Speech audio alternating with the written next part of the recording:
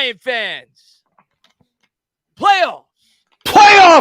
The playoff edition of Chris and the Baddog. Never thought I'd be saying it, but here we are. Playoffs. Baddog, we've been doing this show for what? Fifth year. First time we've gotten to do a live show to discuss an upcoming playoff game. And amazing. Hopefully we can do 3 more. Amazing. Oh, I'd love to discuss 3 more. Definitely. But we got the biggest game this team has played since 2016, a wild card playoff game. The Giants go on the road against an NFC North opponent in which we've played this year down to the wire in the same stadium. We lost on a 61-yard field goal. We get another crack at them. And all of a sudden, the Giants got a clean bill of health. That they do. I'm not used to that, though. Not used to that. Yeah, we got a lot of defensive players back that we didn't have the first time around. It only could strengthen our case of why I think we're going to win this game, but I do. And I'm just looking forward to it, man. I'm amped up. It's been fun because I've had this feeling for 2 weeks. We know that the game against Philadelphia, we had a lot of fun broadcasting that. We did give them a battle. I didn't think it would be that close. We did go down to the wire. It would have been great if we could have recovered the onside kick. We knew that game meant nothing to us. So we had 2 weeks where we could just kind of sit back, put our feet up, relax, watch everything else go around, watch the Lions and the Packers. I still couldn't believe the Lions beat the Packers. But, we get to watch all that stuff unfold. And now it's showtime, baby. Still pumped up, but Sunday that feeling is going to be a little different. We're gonna have some nervousness, some anxiety, butterflies going. It's been a while. This is only the second time we've been in the playoffs in 11 years. So it's the beauty of the playoffs. It's one and done. That's the beauty of the playoffs is it doesn't matter. The regular season's over and done with. You did what you had to do. You won your first season. The new season now has started. Everybody is 0-0. What the Eagles did in the regular season means nothing. Means nothing. To the playoffs. What the Bills did, it doesn't mean anything. And us as Giants fans should know that better than anybody. You're in the tournament. Now we see what the teams are made of, and it comes down to matchups and what you could do. And listen, I got a lot of confidence in this coaching staff. I know we don't have the best roster. I know there are teams with more talent than than what we have. But I think this coaching staff is going to put this team in the best position they possibly can to go out and win football games week to week. So that's always going to give us a chance, and I can't wait to see what happens. But let's say hello to a couple people in the chat. Cynical in the chat. Super Necessary in the chat. Sports Influencer in the chat. Anthony Roz in the chat. I'm out of mind in the chat. Jack Beck in the chat. DQ. Johnny Alvardo. Ghost. Connor in the chat, man. Ray W. Dylan. What's going on? Amazing guy. Mondo in the chat. Alfonso, what's going on? Dane Beck, Afghanistan. Might have said you twice. It doesn't matter. You deserve it. You're in our streams all the time. Tommy Fritz, what's going on? Bill M, what's going on, my man? Harrison Jolly. Harrison Jolly staying up early. I think he's from New Zealand. I don't know what the time is over there, but no, it's afternoon in New Zealand. It's afternoon over there. Yeah, they're like 18 hours ahead of us. So it's probably good 3 or 4 o'clock in the afternoon over there. You know better. Yeah, it's Saturday afternoon in New Zealand. Well, we appreciate it regardless. Thank you for being here, Harrison, man. Been with me forever. Thank you for the support. As MY Giants 26 says, Big Blue Wrecking Crew is coming. 551-99-97. Thank you very much, man. I appreciate it, buddy. I'm trying to get the – he's talking about Kayvon Thibodeau. Okay, he's talking about Azeez Ojulari, the big 4. Yeah, man. Let's rock and roll. Leonard Williams, Big Sexy, Dexy. I think – listen, we've talked about it ad nauseum. I've said it all week. I think you agree with it. That, to me, is the biggest mismatch in this game. That's where the Giants have to win this football game. And there's going to be other areas they need to perform, special teams, offense. But if we're going to win this game, that's where we're going to win it on the defensive side, in my opinion. Our pass rush going up against their battered offensive line. Oh, no question. And again, if we could get there with those 4 guys that he just mentioned, it'll give us a better chance to cover their receivers. We ain't got to bring extra guys to get heat on Kirk Cousins. We ain't got to leave guys out there on an island. I do think that Wink will try to he will blitz, but I do think that early in the game, he's going to see if he can get there with 4, because if you can get there with those 4 guys, you're not going to have to blitz as frequently, and that's going to bode well for our secondary. It's going to make it much tougher for Kirk Cousins. But, when Azeez Ojulari and Kayvon Thibodeau have played together, and it hasn't happened a lot, you've seen how effective they are. Kayvon Thibodeau may have been our best defensive player the last month of the season. In my opinion, Kayvon Thibodeau's play against Washington saved our season. We were down 10-0 in that game, and it looked like we were dead in the water. We were flat, and we lose to Washington. Our season's probably over. That guy comes up with a big strip, sack, fumble, touchdown, and it shifted the entire momentum of the game. We get out of there with a W, and that was kind of the end of it. So, or was that the first game? Am I getting mixed up here? Was that the first game that he did that? No, it was the second game. It was the second game. Okay, that was a big play. And he's been great. Again, people were on his case. He isn't getting any sacks. Like, I remember the first game, he had a similar play. It was the first game. He had a similar play where he didn't get the fumble. And the people are like, oh, he's going to cause a fumble. Well, he did the second time around. But he's a disruptor. And he's a guy that could almost win a game by himself. He can. And with Azeez Ojulari, look at the game he had against Dallas. I mean, the guy was just killing it on Thanksgiving. He's arrived.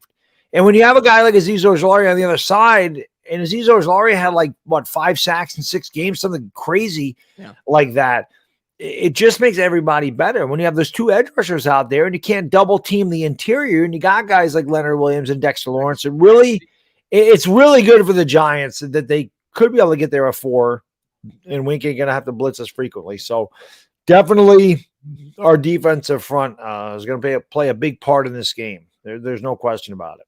And glad to see that both Dexter Lawrence and Andrew Thomas both got second team All-Pro today. Both of them got named to the old, not the first team, but second team. It's good to see they're getting league recognition because they both deserve it. So Jai popped in the chat. She said she just came from the Knicks game in DC, exhausted, but stand up. That's awesome. I saw that. I heard the Knicks won. I didn't get a chance to check the score, but I heard that because we were on the show before. Good to see the Knicks are starting to play better. But let's say hello to a couple people in the chat. Stephen Lilly from across the pond. He says it's 3 a.m. here. Yeah, he's up early. God damn, that was loud. Hi, you guys. What's going on, Mr. Lilly? Hopefully we didn't wake up your neighbors. Hopefully you got your headphones in. But Lily's the man. Always says that we have faces for radio. He's right. Awesome dude. So happy for him. He always says number 56 is the GOAT. He's infamous for that. I don't know why he didn't say it there. But no, all kidding aside, Steven, thank you so much for being here. And hopefully you're with us during the stream on Baddog's channel on Sunday when I'm sure he will be. New York Giants kick. He's been through this shit with us for the last few years, so yeah. He'll definitely be there on Sunday. Yeah, I can't wait to celebrate with you, man, when we get this W. NY Giants 26 says, I told you I was going all out for my video. I did. I'll send it to your email in case you're send it to my email, man. If you want to watch it, I'm just so pumped, man. For sure, man. Send it to me. I'll definitely give it a look. He always makes hype videos for sure. NY Giants 26, man. Thanks for being here. Excited for you too, man. You're always in our streams. John Letourneau, not so excited for you. All kidding aside, we love you. Great supporter of both of ours. Huge Eagles fan. And, John, I pray we win this week because odds are, and we'll know by tomorrow, when Seattle takes on San Francisco, if San Francisco wins that game, that means we have to play the Eagles if we win.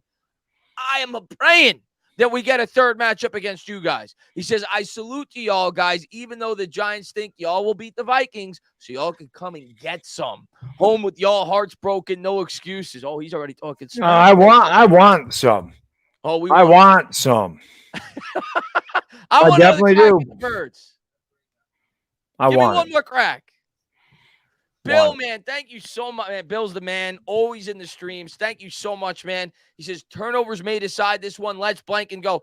I think that is what is ultimately going to decide this one. And it's why I've said, for the last couple of days, I think the Giants have to be more balanced in this game than the last time they were against Minnesota. We're going to have our opportunities to throw all over them, but we didn't. I felt like we got away from the run a little bit too much in that past game. We had 2 turnovers, at least partially because of it. And if the Giants are going to lose the turnover battle 2-0, it's going to be hard to win the game. So that's why I want to be a little bit more balanced on the offensive side. And because I think we're going to be able to take advantage of their offensive line, that's why I'm projecting I think we're going to win the turnover battle, Baddog. It might be slim. It might be by 1. But I think we stand a really good chance to win the turnover battle. And if we do, I think we're going to win this football game.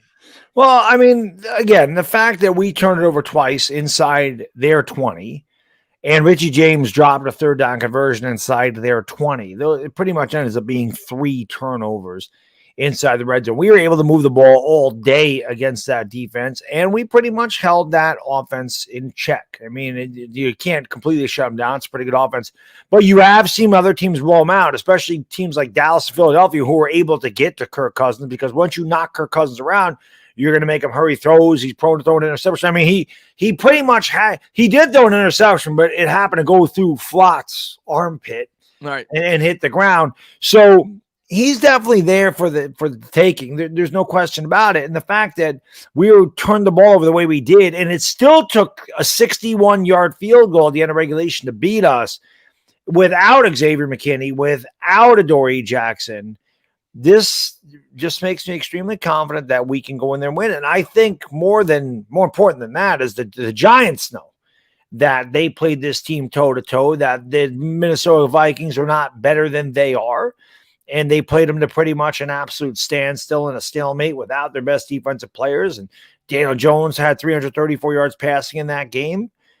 I don't see why the Giants don't think that they can go in there and win. And I think confidence goes a long way in the playoffs. I think coaching goes a long way in the playoffs. Brian Daboll should win Coach of the Year. You cannot find me a coach that did more with less than what Coach Dabes did with the Giants. And I think it continues on Sunday. I really do. I think the Giants are primed. I think the Giants are playing some of their best football here down the stretch. Yep. And, Minnesota's 11-0 in one-score games, and they're due to lose. People told us, at the beginning of the year, Chris, when we were 7-2, oh, this isn't sustainable. You can't win these games like this. Can't keep winning games like this if you're the Giants. And maybe that's true. We hit a bit of a bump in the road. We didn't win a game for a month. But Minnesota's 11-0 in one-score games. They're due to lose one of those, and that's going to happen this Sunday, in my opinion. I agree. I think we both have the Giants winning by one score, and I agree with you. I think we're going to find a way to win this one. I also think the fact that Daboll and the coaching staff more or less has had 2 weeks now to prepare for Minnesota, because you had to figure that they were game planning for Minnesota after they clinched the 6th seed. They were playing the backups. I'm not saying they didn't game plan for the Eagles at all, but I think they gave the Eagles a vanilla look. They don't want to show them too much, knowing that they may be playing them in the second round of the playoffs, and they're resting their starters. I think the Giants have now been preparing for this game for 2 weeks. I trust this coaching staff. I think we're going to come out with a dynamite game plan, and it's going to be up for the players to execute. But I like the way that we match up. I think we have the coaching advantage, which is what Big Daddy gets to here, and I think we're going to win. Big Daddy says we are a better team, better coaching, we should win. And that's what it comes down to. And listen, Big Daddy, all you had to do, Baddog, if Joe Judge was the coach, let's be honest with ourselves. And I'm not making this a kill Joe Judge stream. No, not at all. But if Joe Judge was the coach last week against the Philadelphia Eagles with all the backups in, we lose that game by 40 points. Oh, there's no question. We get destroyed. There's no question. Destroyed. And it just goes to show you how much these players buy into what Brian Daboll, Kafka, Wink, what they're putting out there week to week. And it just goes to show you how good of coaches they are for the New York Giants to be able to compete in that game, start to finish, against the number one seed in the NFC when they're trying to win the number one seed with all of our backups in there. I agree. I think that just shows you how hard these players play for Coach Daboll. And, I think that it speaks volumes that they play, and the Eagles played their starters. Now, granted, maybe the Eagles took this a little bit lightly, knowing that, the Giants are going to play their starters, but at the end of the day, they didn't look great. And, we talked about confidence and how maybe resting the starters, you're kind of, you're taking away some momentum or whatever, but you may have just given yourself more confidence to say, listen, this is with our depth, we played the number one seed that tough where it came down to an onside kick at the end. We didn't have to show the Eagles anything in that game at all. And by the way, that was a game that included a fake field goal that the Giants would have never attempted in a real game. Mm-hmm. A onside kick, which gave even though they didn't score a touchdown, we got an interception. It gave them the ball at the 50-yard line and changed the field position. Like, things like that would not have happened in the real game, and they still played them all the way down to the wire. Yep. I mean, how could you not be excited if you were a member of that Giants team coming out of that game, the coaching staff? I think it built even more confidence going into the playoffs. Yeah, I completely agree. So I'm definitely looking forward. I'm looking forward to this game. And after we lost to Minnesota, I knew there was a good chance that we were going to play them again. And I was ready to. I wanted a shot at their ass again. I was like, I want another shot at them, and now we're going to have it. And this is exactly what I want. Just like I want to beat them, and I want a shot at Philadelphia. I don't care if we get blasted by Philadelphia. I want a shot at them. And I don't think we will. I think Philadelphia peaked early. And I want to be talking about another playoff game coming this time next week. I'm with you. I want another shot at the Eagles. It's got to beat. That's what I'm saying. I want another shot at them too. Got to beat Minnesota to get there. And then I want another shot at the Cowboys. Let's do it. Let's get a triple dip. That'd be fun. Dylan, thank you very much. I'm flying out to Minnesota tomorrow. Go big. That's awesome, man. Bringing the Blue Pride there to the stadium. Enjoy the game. We're going to need you. We need all the help we can get in that stadium because Minnesota fans are going to be loud. So be there, be proud, be loud. Root for you, New York Giants. Enjoy the game, Dylan, man. Thanks so much for being here, buddy. Nelly, she's awesome. I got to meet her at a Giants event. She says, hey, guys, I'm going to the official watch party in Jersey on Sunday. I'm so pumped. Still can't believe we're getting ready for a playoff game. I still can't believe we're getting ready for a playoff game. It felt like it was never going to happen ever again, Baddog. It did. I said for years, I'd always close out the show with, just wait until we're good. Well, here we go. We're good. We're a playoff team. And again, the best thing about this is that the biggest difference between this season and 2016, the last time I made it, was we spent $200 million on defense on veterans, and it was an older team. Odell Beckham wasn't older, but, Eli was nearing the end of his career, and our offensive line had seen better days. And we had, veterans, Snacks Harrison, Olivier Vernon, George Jenkins, they'd been in the league. This is the first year of what was supposed to be a rebuild. We had no cap space. We were pretty much relegated to the players that Gettleman had and relegated to the players that won us 22 games over the last 5 years. And going into next season, we have a good, smart front office. We have over $50 million of cap space. We have 11 draft picks. And maybe we know that we have our quarterback. Maybe he is the long-term future. He may not get a long-term contract, but we know that next year we do not have to worry about drafting a quarterback. And that's huge. It took a while. And most times it doesn't take 4 years. Hanson, just thinking about it. Most times it doesn't take 4 years to know what you have in a quarter. You know what he is after 3 full seasons. And obviously we didn't. Well, I didn't. Some people did. I did not know what he was. I was hyped up his rookie season. I was the biggest Daniel Jones backer his rookie season. And then he started to lose me in 2020 because he was injured again. And he, again, the things would show up, the bad turnovers, the fumbles, the bad pocket awareness. And then 2021, it was the same thing. And I was just like, man, I just think that's instinctual, but whatever. And again, I'll go back to that pass he threw, the interception, the end zone in the first game of the season. I'm like, here we go again. These are the things that drove me crazy, was all the turnovers in the red zone. He did that a lot. Point. You just hit the turning point in the season for Daniel Jones. That pass was the turning point. It was.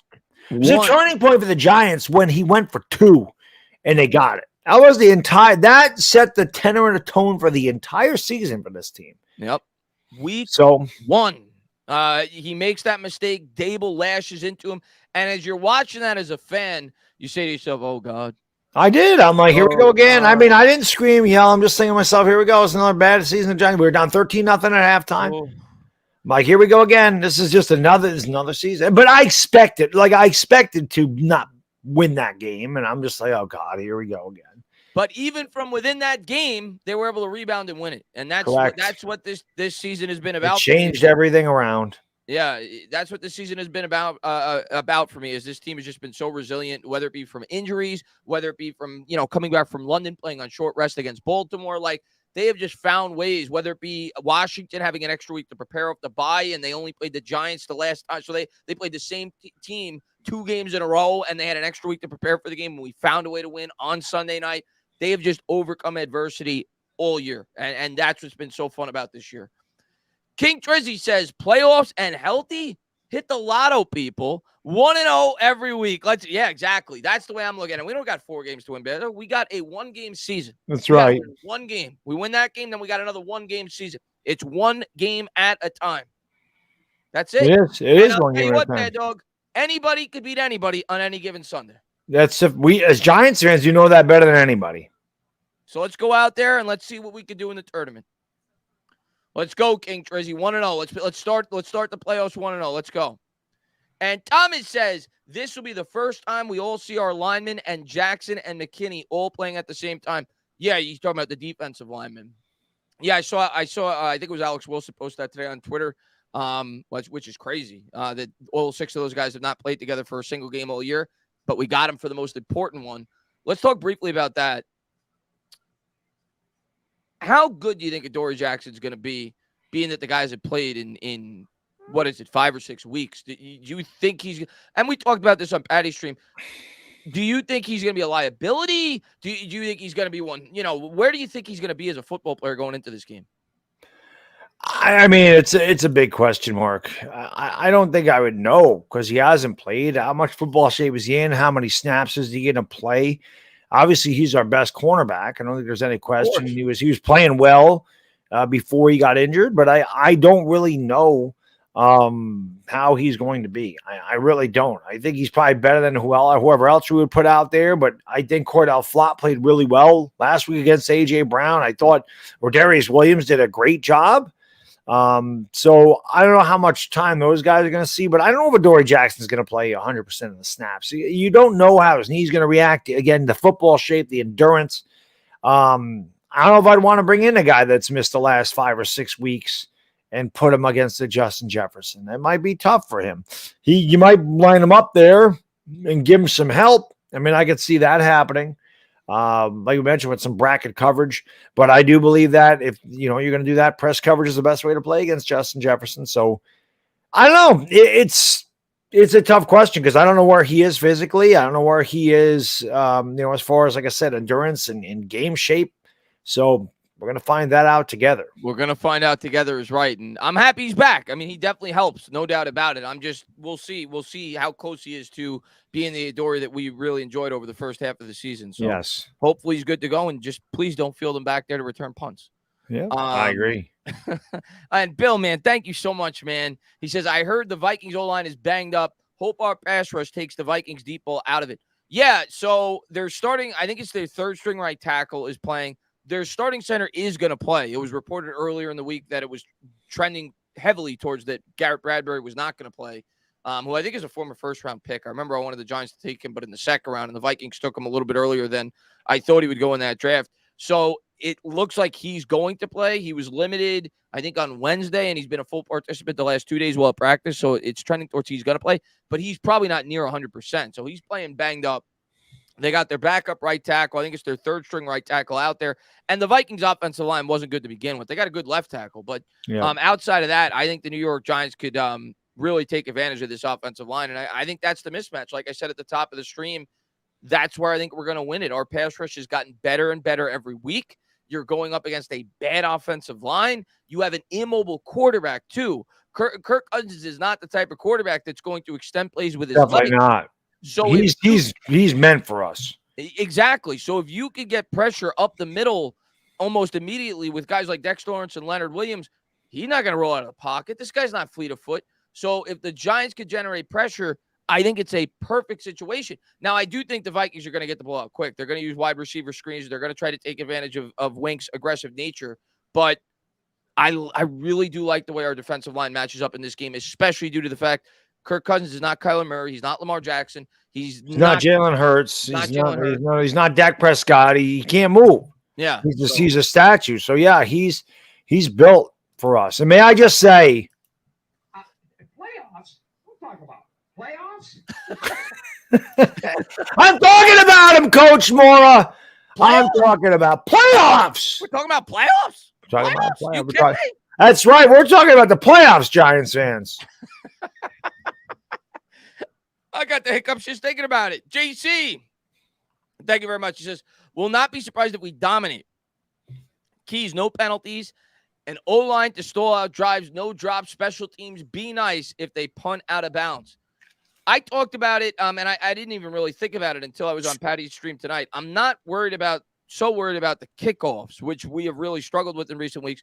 Because if I remember correctly, when we played Minnesota last time in the Dome, Gano was kicking it out of the end zone every time. So I don't think that's going to play much of a factor. We're not good in terms of kick coverage, but the wind won't play a factor. So I think Gano will be able to kick it out of the end zone. I'm not worried about it there. I'm worried about the punt coverage, though. And that's I have a great idea when it comes to punt coverage. Yeah. Let's not punt. That would be great. Let's not punt till we're up like 31-10. I think the Colts game we only punted once. Yeah, right? let's do that. Yeah, let's do that. Let's only have Let's one. do that. One punt all game. Let's do that. Yeah. That'd be great. Please. That'd be fantastic. Yeah. As far as what he has to say about the thing with the no penalties, I hope you're right. It's going to be a loud environment, and I think that could play against us in certain in with false starts and things like that. We'll have to overcome it. It's going to be hard to play a flawless game. It's going to be a loud, raucous crowd. It's the first time a lot of these players have played in a game of this magnitude. I do think we're battle tested, though. I think we've played in playoff-like football games this year, so I'm not overly worried. But, it's going to be tough to play a flawless game from that standpoint in terms of not committing any penalties. But turnovers, to me, is the key thing. Can't beat ourselves. I don't think we're going to dominate. I hope we do. I hope it's easy peasy. Get out of there. We know by the start of the fourth quarter we're going to win. I don't think it's going to play out that way. These are two teams that play really close games. And I think it's going to come down to the last 5 minutes. And then we've become well accustomed to that as New York Giants fans.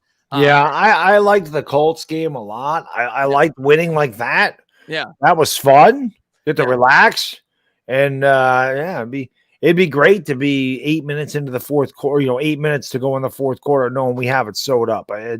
But again, that's not the way either one of these two teams play. They play very close. We got blown out once. Minnesota got blown out a couple of times, but the teams that blew them out were the ones that were able to get pressure on Kirk Cousins, because if Minnesota it becomes one-dimensional, as good as they are throwing the ball, again, you can just pin your ears back and go after Kirk Cousins with how that weak offensive line. With the team like the Giants, you're going to get there. And when he's forced to throw, that's when you turn the ball over even more, and you can put the game away. So I think for us, we have to get out to a lead, though. We have to get off to a fast start. Like, we can't get down 10-0 against this team. Like that's not the way we're built to play. We want to be the ones that dictate the pace. We want to be the ones that own the time possession. And we have to win at the line of scrimmage on both sides of the ball. We do these things, we're going to win this game. That's where football's won and lost. It is. But I think that we do match up well. And I think that we're going to be able to run the ball with Saquon. I think we'll be able to run the ball with Daniel Jones. And again, Jones threw for 334 yards against him the first time. So I think the offense has played its best football the last couple of games, and I think it continues.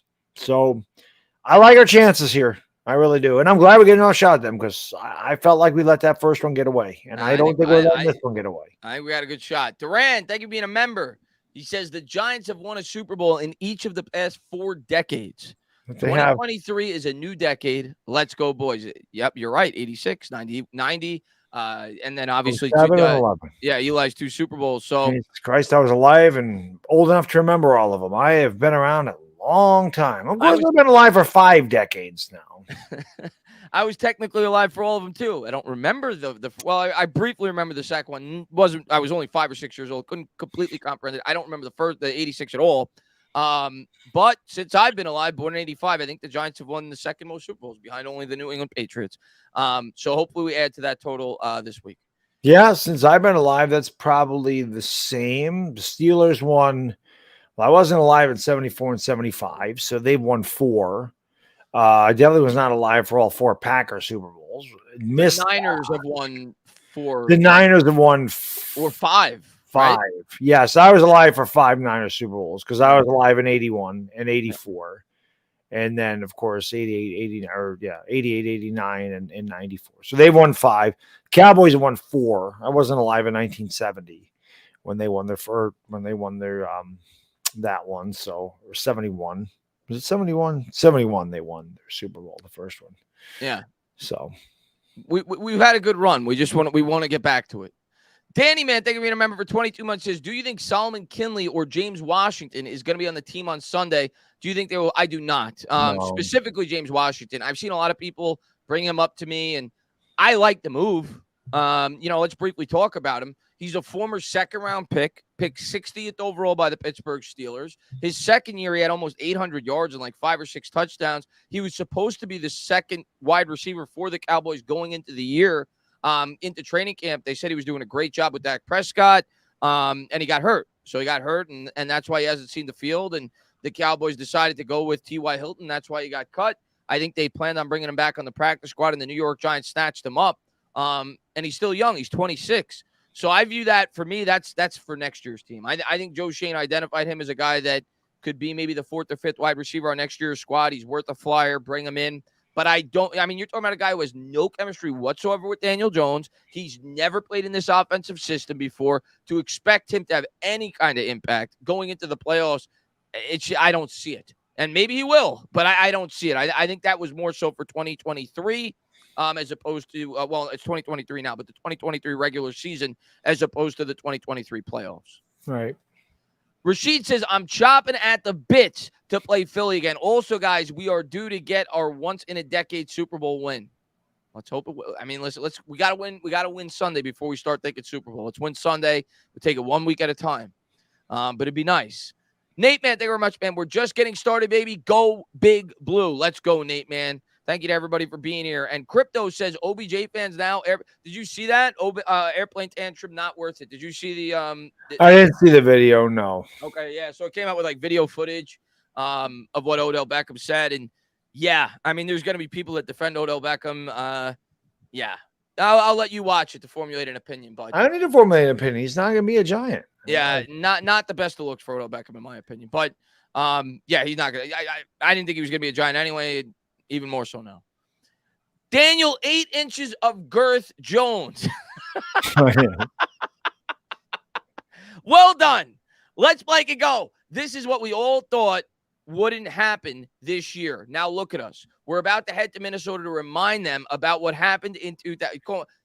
Daniel, 8 inches of girth Jones is going for a 41-0 New York Giants knockout.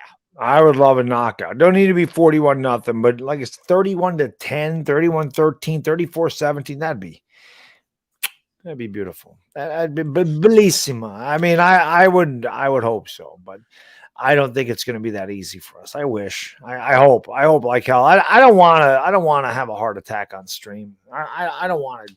I hate though. I don't want to deal with that.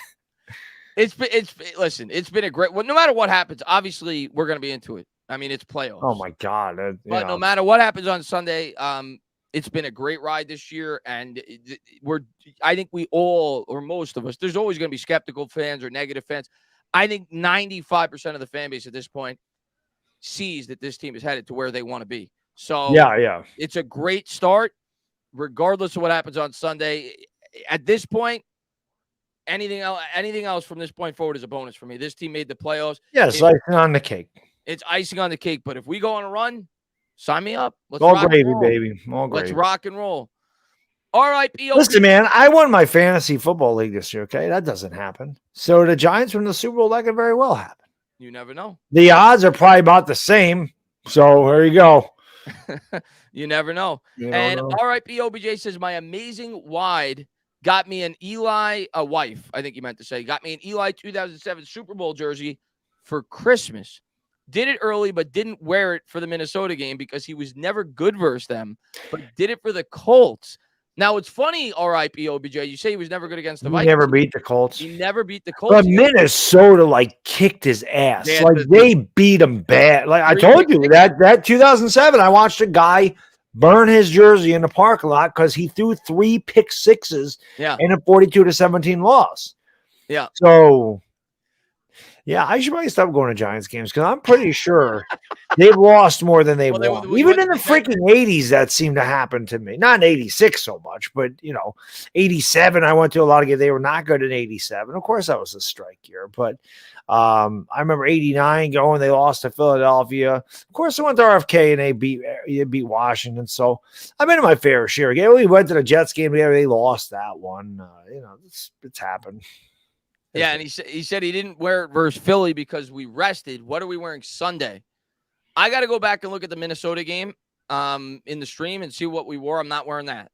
I don't remember what I wore for it, but I won't wear that. I'll wear something different. If you ask me right now, superstitions aside, I'm rolling with my quarterback. I'm going with the jersey I got on now. I'm going with Daniel Jones. But, I'll wait to see. I'll go back and look at that stream. I don't remember what I was wearing, so I'll let you know when I find that out. I don't remember.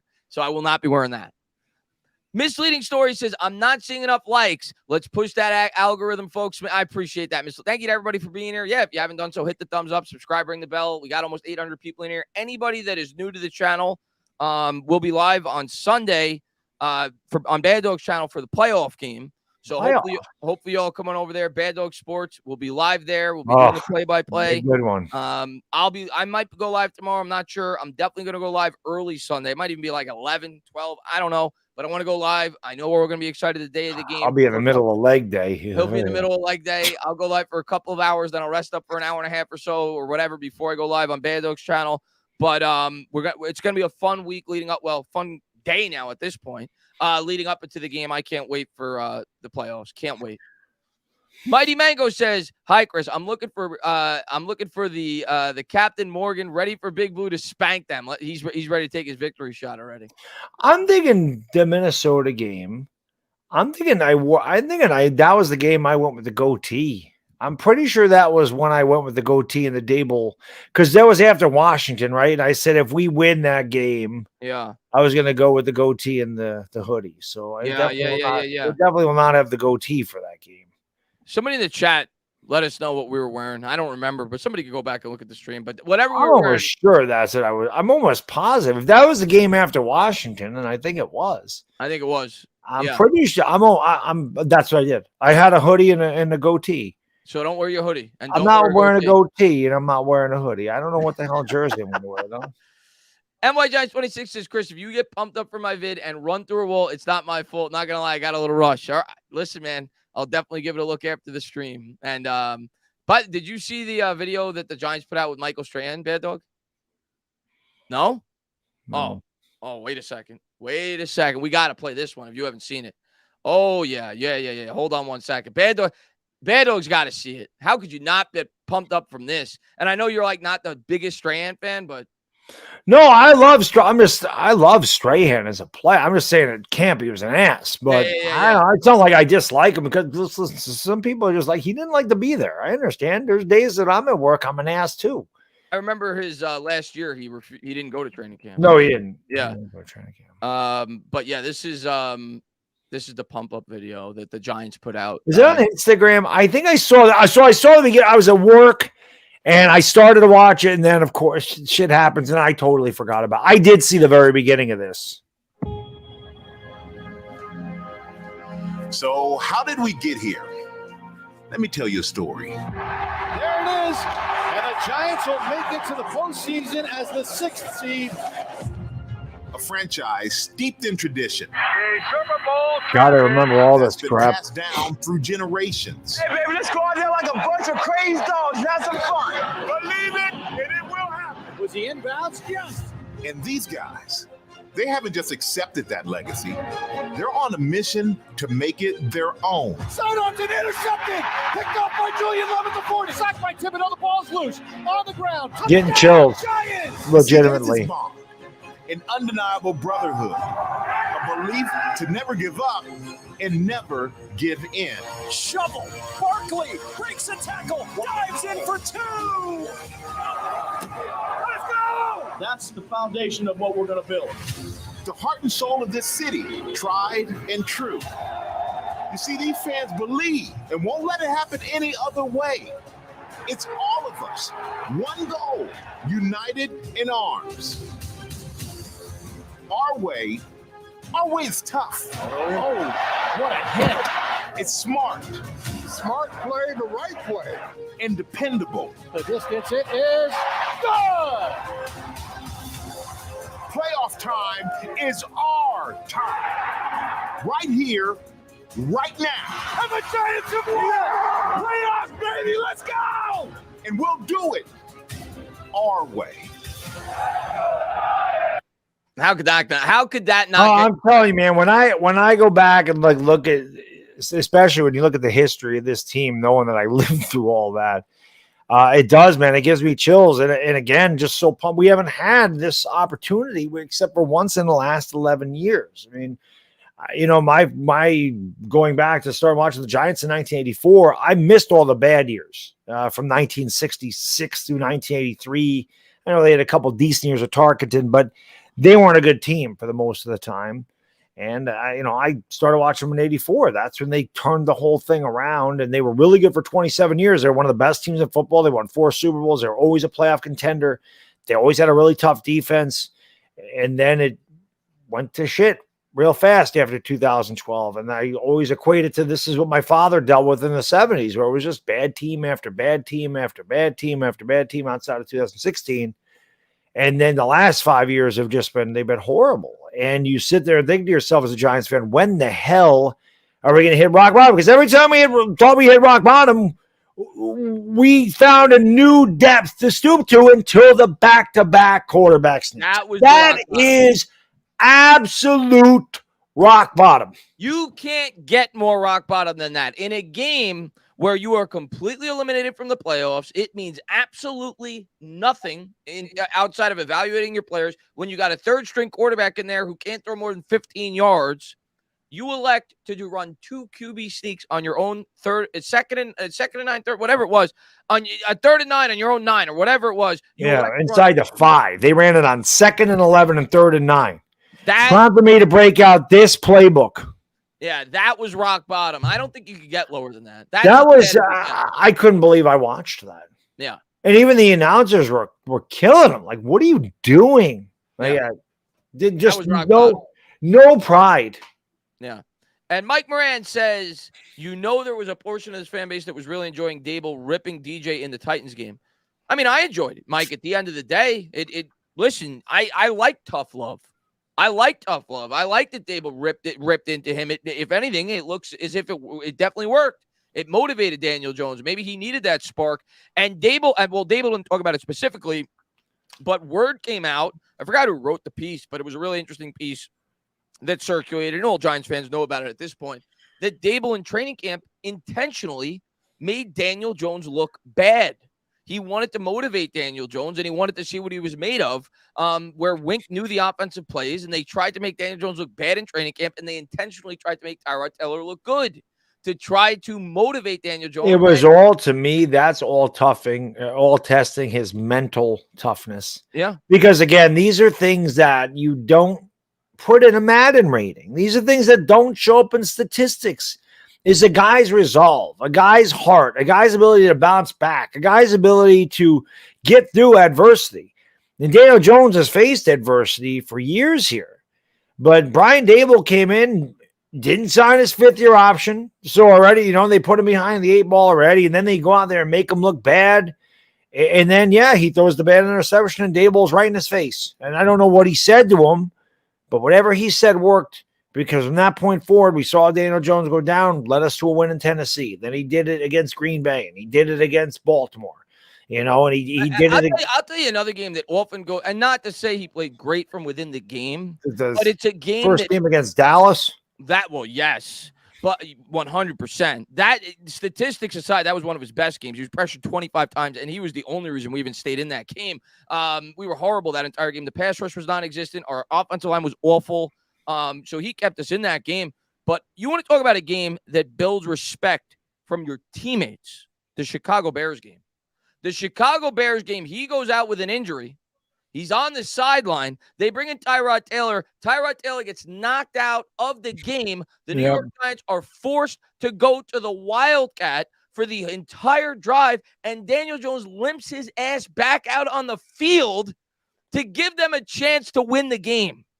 Like, moments like that this year you forget about, because you remember, the game-winning drives against Green Bay and Baltimore and the game against the Indianapolis Colts. But that moment, to me, showed leadership, and it showed a willingness to do whatever it took to win football games, which is exactly what you want in your quarterback. Yeah, there's no question. The best quarterbacks are toughest. And you can, like, Eli Manning had the same type of, not a fiery guy, not a really loud talker, but he led by example. His toughness. In 2007, remember, he separated his shoulder or whatever happened to his shoulder. He was supposed to be out for 6 weeks, and he did not miss a game. Ends up winning the Super Bowl that year. And again, I always bring up a guy that, a lot of Giants fans can't stand, with good reason. I couldn't stand him either when he played, and that's Tony Romo. Tony Romo was incredibly tough. There's a lot of quarterbacks. I mean, you got to be tough to play that position. You're getting smashed into the ground by guys that are 320 pounds that are running 4.5 40s, and they're taking full leaps at you, and they're driving you into the ground with all their weight, or hitting you in your sternum, they're hitting you in your thighs, whatever. You're taking a beating, and you keep getting up, and you keep standing in there and throwing them. You got to be a tough son of a bitch to play that position. And a lot of times they don't get credit for their toughness. But Daniel Jones always had the physical ability. I never argued that with anybody. Always thought physically he could play in the NFL, thought he had the physical tools. It was the mental aspect, which I was not so sure about. And I think Brian Daboll wasn't so sure about it either. So said, I want to test this kid. I want to see his resolve. I want to see how he responds to adversity. I want to see if he hangs his head. I want to see if he can get up. If I can knock him down, if he keeps getting up and he keeps fighting. I want to see if he's a fighter. I want to see what kind of heart he has. Because again, these are immeasurables. These are things you don't see in statistics, is a guy's heart and his resolve and his ability to pick himself up when everybody thinks he's down and get up there and lead by example. These are things I didn't think Daniel Jones had. These are intangibles that made me doubt that he was the guy.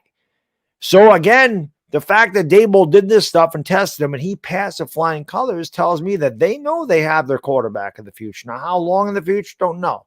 But he's shown a lot. The mental toughness aspect is something that definitely won me over, and it won me over early this year. So, yeah, I'm happy for him, and Brian Daboll's not stupid. That's why the guy's a great coach. That's why the Giants are in the position they are in, and that's why they're only going to get better in the future. As a Giants fan, this year has been great no matter what happens, but you have to be even more excited about what the future holds for this franchise. They finally got the right guys in place, and I'm excited as hell because it's been a long time since I could sit there and go, man, we're looking good, and I think we're only going to get better.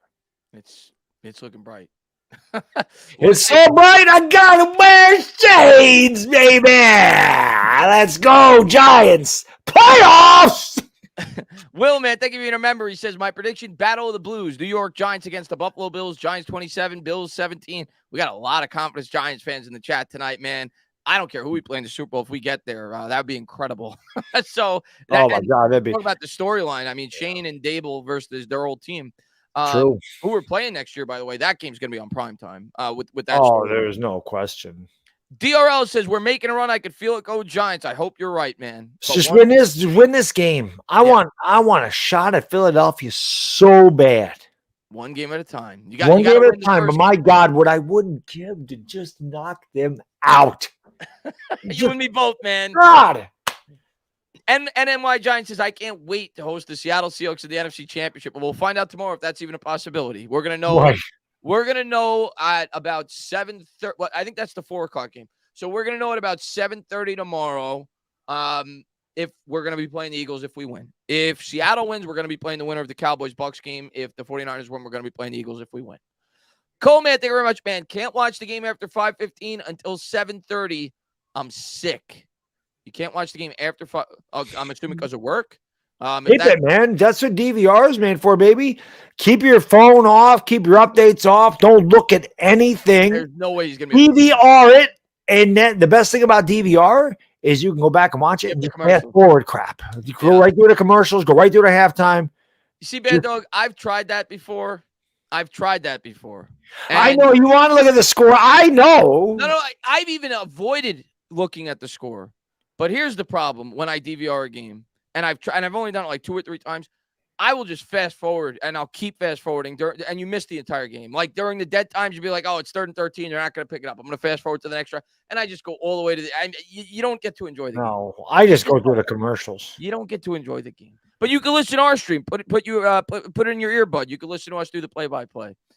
Just turn it down because you know me. I may blow your eardrums out. So always a disclaimer: if you wear ear pods or AirPods or headphones, or now I'm doing a stream or anything, just turn them down. Daniel says, "Let's go, New York Giants. We got this. Let's go, Daniels, man. Enjoy the game, man. Let's get this W." My man Jay Boogie, he says, "Shout out to the chat and Big Blue Nation. The anthem, Big Blue, is done." Jay Boogie, I'm gonna type it in the chat right now. Hopefully, you're still in here. And if you don't get this, just message me on Twitter. I think you do have a Twitter. I think you follow me. But just in case, oh, by the way, I typed it in wrong. Second email. You're going to email me at. And I will play that anthem when I get an opportunity. He says, is done, Chris. I need your email. I did this song for you and your partner and the fans. Thanks for all the hard work you all done. cbguzzo85@gmail.com. In case you didn't see it in the chat, Jay Boogie, you could email me there, and I will definitely play that. I've seen you do several songs for the Knicks, so I appreciate it, man. Thomas says, pass rush, Ruffle Cousins, Barkley. I agree. I think Barkley's got to be much more involved in this game than the last time around. And they did use him in the past game. He had 8 catches, 10 targets, but I think he only had 12 or 13 carries. I want to see more usage of Barkley in this game. We got a well-rested Barkley. We got a motivated Barkley. And we got a coach that was able to game plan for this game for 2 weeks. I think Saquon Barkley, the best weapon on this football team, is going to have a massive game. And I think Daniel Jones' legs are going to be a tremendous factor, not just in this game, but every playoff game. Because, I remember watching an interview by Antrell Roll, and I never thought about this from, the way that he said it. And he brought up some great points about Eli Manning. Antrell Roll talked about Eli Manning, and he said there was a difference between playoff Eli and regular season Eli. And everybody knew that. But the way that he broke it down, I said to myself, that makes a lot of sense. He said regular season Eli Manning didn't put his body on the line. He knew that he had to preserve himself for the playoffs. Playoff Eli Manning put his body on the line. And you think about the San Francisco 49er game, yada, yada, yada, yada. And I think you're going to see the same thing with Daniel Jones. Daniel Jones is going to do whatever he's got to do. If that means running for 140 yards, that's what the New York Giants are going to do to win this football game. So I think you're going to see a different Daniel Jones in this football game. They're not going to preserve him. They're going to say, you do whatever you got to do to put this team over the top. And I'm looking forward to see how he performs in his first playoff game. But Thomas, man, thank you very much. Mighty Mango says, hey, Chris, first message was no, I'm just running behind, man. I'm running behind, Mighty Mango. He says, but got my Captain Morgan ready for Big Blue. Let's spank them. Let's go, man. But I did get the first one. I'm just running behind. I appreciate everybody for being here. If you haven't done so, hit that thumbs up, subscribe, ring the bell. Going over to Baddog Sports. We're going to be live streaming the game together there on Sunday. We'll be live at about 4. And Angel says, Saquon was talking about breaking playoff rushing records. I think we know the game plan, fellas. Give it to 26. I didn't see that. But, yeah, I mean, I hope he does. I think he's going to be involved heavily in this football game. He's rested. He's the best player on our offense. So whether it be through the air or on the ground, I think Saquon Barkley is going to be the focal point of the offense this week. So I'm excited to see how he performs in his first playoff game. Brandon Rogers, big Seahawks fan. He's got a big game tomorrow.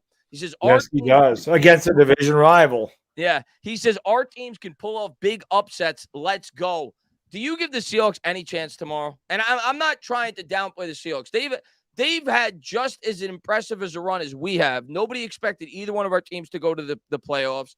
But I don't like that matchup for Seattle tomorrow. San Francisco's a damn good team, man.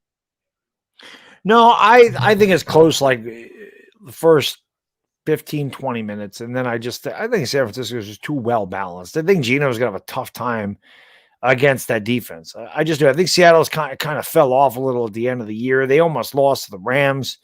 San Francisco's playing as good as anybody right now. I just think it's just too much. It's not a knock on Seattle. It's just a compliment to how good the 49ers are. I don't know what the spread is. I'm guessing it's probably I think it's 9. I think it's 9.5. Okay. So yeah, I just have a hard time picking Seattle against San Francisco. I just think San Francisco's just got too much in the end. Like I said, I think in the first quarter, early second, I think it'll be close, but I think San Fran's going to pull away by the middle of the third quarter, and by the fourth quarter, I think it'll be academic. So we'll see. You never say no. I mean, anything can happen.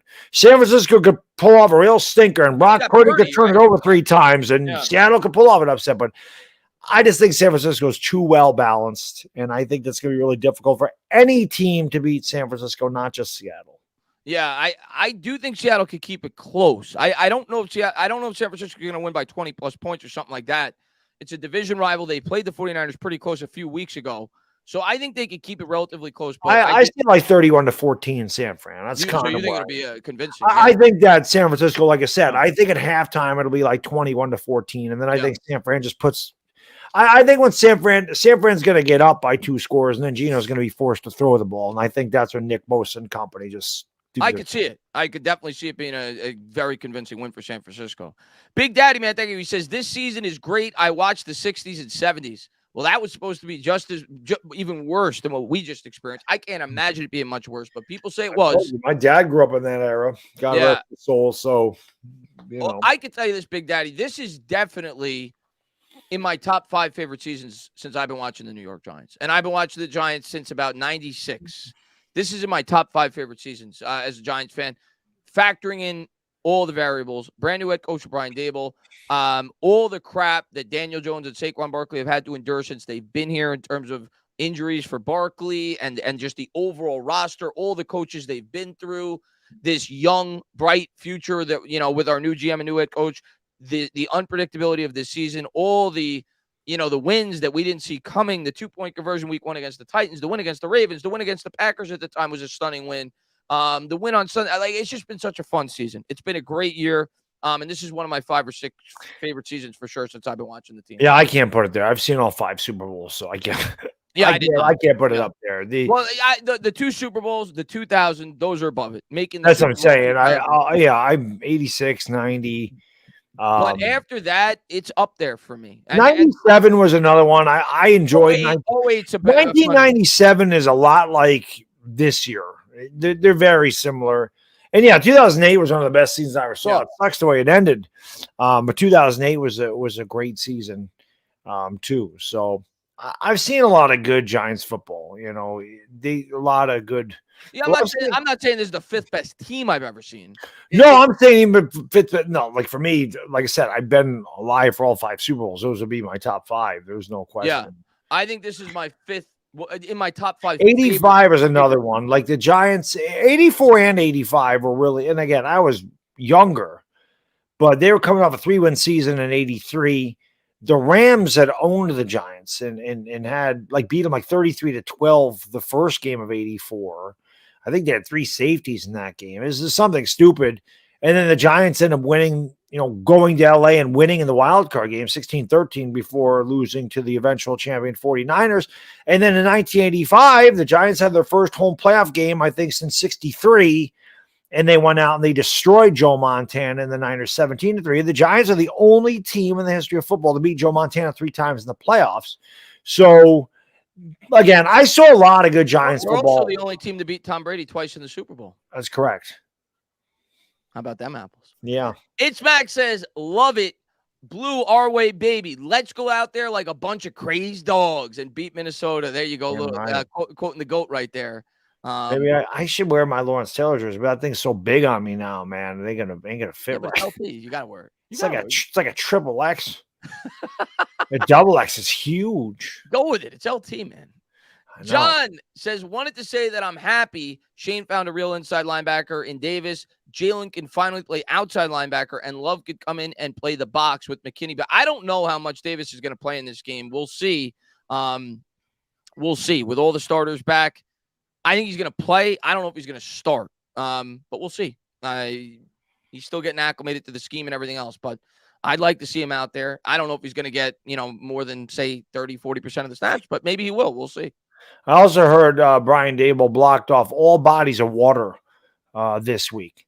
So, because Minneapolis is the land of 1,000 lakes. Yes, it is. So, luckily, they're all frozen, so they really couldn't do anything. But no, I heard that. So we didn't no stupid boat trips this time. Thank God. No ATVs, no boat trips, no fireworks, no vehicles, nothing. Cup of tea, man. Thank you for the 99-cent donation. And Big Daddy says, I like DJ after watching him at Duke and the Senior Bowl. Your reaction cracked me up when listen, I was shocked. I'll be the first to say it. I would have been fine with him at 17. Didn't love him at 6. And listen, I've said it from the beginning. Baddog said the same thing. I want to be the biggest fool on the planet. I want him to be successful. And I've supported him every step of the way this year. I've been rooting my ass off for him. And I'm so happy. He's proven a lot of people wrong. And he's our reaction cracked a lot of people up. Yeah. And it's still, that'll be around forever. And I've been saying it since that reaction. If Daniel Jones ever wins a Super Bowl, you will see that on America's Game. You will see that on America's Game. I hope. I mean, well, I don't hope. If that means they win a Super Bowl, I hope. Yeah. It'll be there. Yeah. Because they'll be talking about how the fans reacted. I mean, Phil Simms talks about the way he was, when he was drafted, how everybody booed. Chris and I, the thing is, 90% of the Giants fan base was mad about that draft pick. It's just we were having to be streaming. We were on camera. Yeah. And somebody picked it up and then bang, there it is for millions of people to see. Yeah. But I get that a lot. I found you when the Daniel Jones thing happened. I found you when the Daniel Jones thing happened. I'm like, yep, I definitely. And then I came out and made videos saying to be better than Dwayne Haskins, God rest his soul, Mitch Trubisky, Sam Darnold, and Dak Prescott. And Philly 500 made fun of me for saying that Daniel Jones would be better than Dak Prescott. Well, this year, he's been better than Dak Prescott this year. Better than Dak Prescott. Dak Prescott's been bad this year. So yeah, he's been better than Dak this year. I just been all over. I always said my affinity with Daniel Jones has been like an EKG machine, man. Up here, down here, up here, down here, up here, down here, down here for a long time, back up here. The ironic thing this year is he hasn't been up here, down here this year. He's been a steady, and he's had a couple of big hits, but he's been consistent. I never really got mad at him this year. I never really was upset with anything he did. Yeah, I felt like he's been pretty consistent. Yeah. And Mikey says, hey, Chris and Bad Dog, proud of this team. Most of us had 7 wins. That's what we had. 7 wins at most in the beginning. Look at us now. Let's give the Vikings hell. Look to the future. Yeah, I'm pretty sure I said ceiling was 9 for this. Probably what I think 9 or I might have said 10 as a ceiling. Yeah. But I had to sit 7. And yeah, they definitely. And listen, even I was talking to Dan about it, who was on my channel on Wednesday, who predicted 9 wins at the beginning of the year. And I said, even you who had them at 9 wins, you didn't expect them to get the 9 wins in the fashion in which they did. Because I think when people looked at their schedule when they preseason, when they convinced that they were going to win 9 wins, Lions and Seahawks are wins. Lions and Seahawks, they didn't think they'd be as good as they turned out to be. You know, they didn't envision a win against the Ravens. They didn't envision a win against the Packers. Against the Titans, the first game of the year on the road. They didn't envision that. So even the people that thought 8 or 9 wins, it was a more impressive 8 or 9 wins than they could have envisioned before the year started. Mm-hmm. Samuel says, everyone healthy, Vikings regressing, no excuses. I'm happy we're here. Let's just see what happens. I'm happy we're here, and we'll see what we can do. I think we got a good chance to win. Eric says, I'm so pumped up for the game, but come game time, that's when I start getting nervous. We're all going to be nervous at the end of the day. Oh, hell yeah. It could be your last game of the season. I'm going to have my little bottle of Tums down here. Yeah, it could be your last game of the season, so everything's on the line. That's what makes. I'll grab this. What do you got? We win. There you go. We got the amaretto, not the scotch. I'm gonna get something. I'm gonna get something to celebrate with too. If hopefully, I feel like breaking this open right now. I won't. It's late, but plus I like all my alcohol, my liquor on the rocks. Not that this is a liqueur. It's not strong. Tastes damn good. You're Italian. You gotta have some amaretto. DJ Eduardo says DJ will deliver us to the promised land. The anointed one, the one who fell from the sky to abolish us from the evils of Goodell and expose the fake. I hope so. Yeah, well, whatever you want to call him, the anointed. Help us win the football game on Sunday. I want to call him by the end of his career. I want to call him Super Bowl champion. That's it. And hopefully he delivers us one this year. If not, hopefully in the near future. And he's played really well this year. I'm so happy for him. Spud says Dexter Lawrence signature game incoming. That's going to be hard because he's had several signature games this year. He's been great. But, yeah, I think he's going to have a big game. I think he's going to take advantage of their offensive line this week. And I think the Giants pass rush as a whole is going to have a big game. So I'm excited for Sexy Dexy. He rightfully so got the nod to the second team All-Pro. And he has been the most – I mean, it's either him or Daniel Jones have been the most improved player on this football team this year, in my opinion. I mean, they've both been tremendous, and they've taken big leaps. Silly Parody says, if this is a rebuilding year, I can't wait to see a polished product. Forgot how nervous a playoff week makes me. The first of many. Let's go, Big Blue. Can't wait.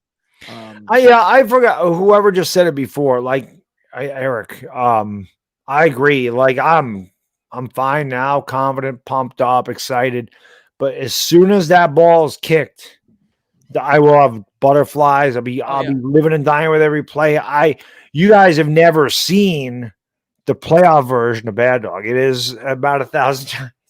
I'm going to tell you, there will be colorful language in this one. I can already guarantee you. Yeah. There will be some colorful language if things do not go right.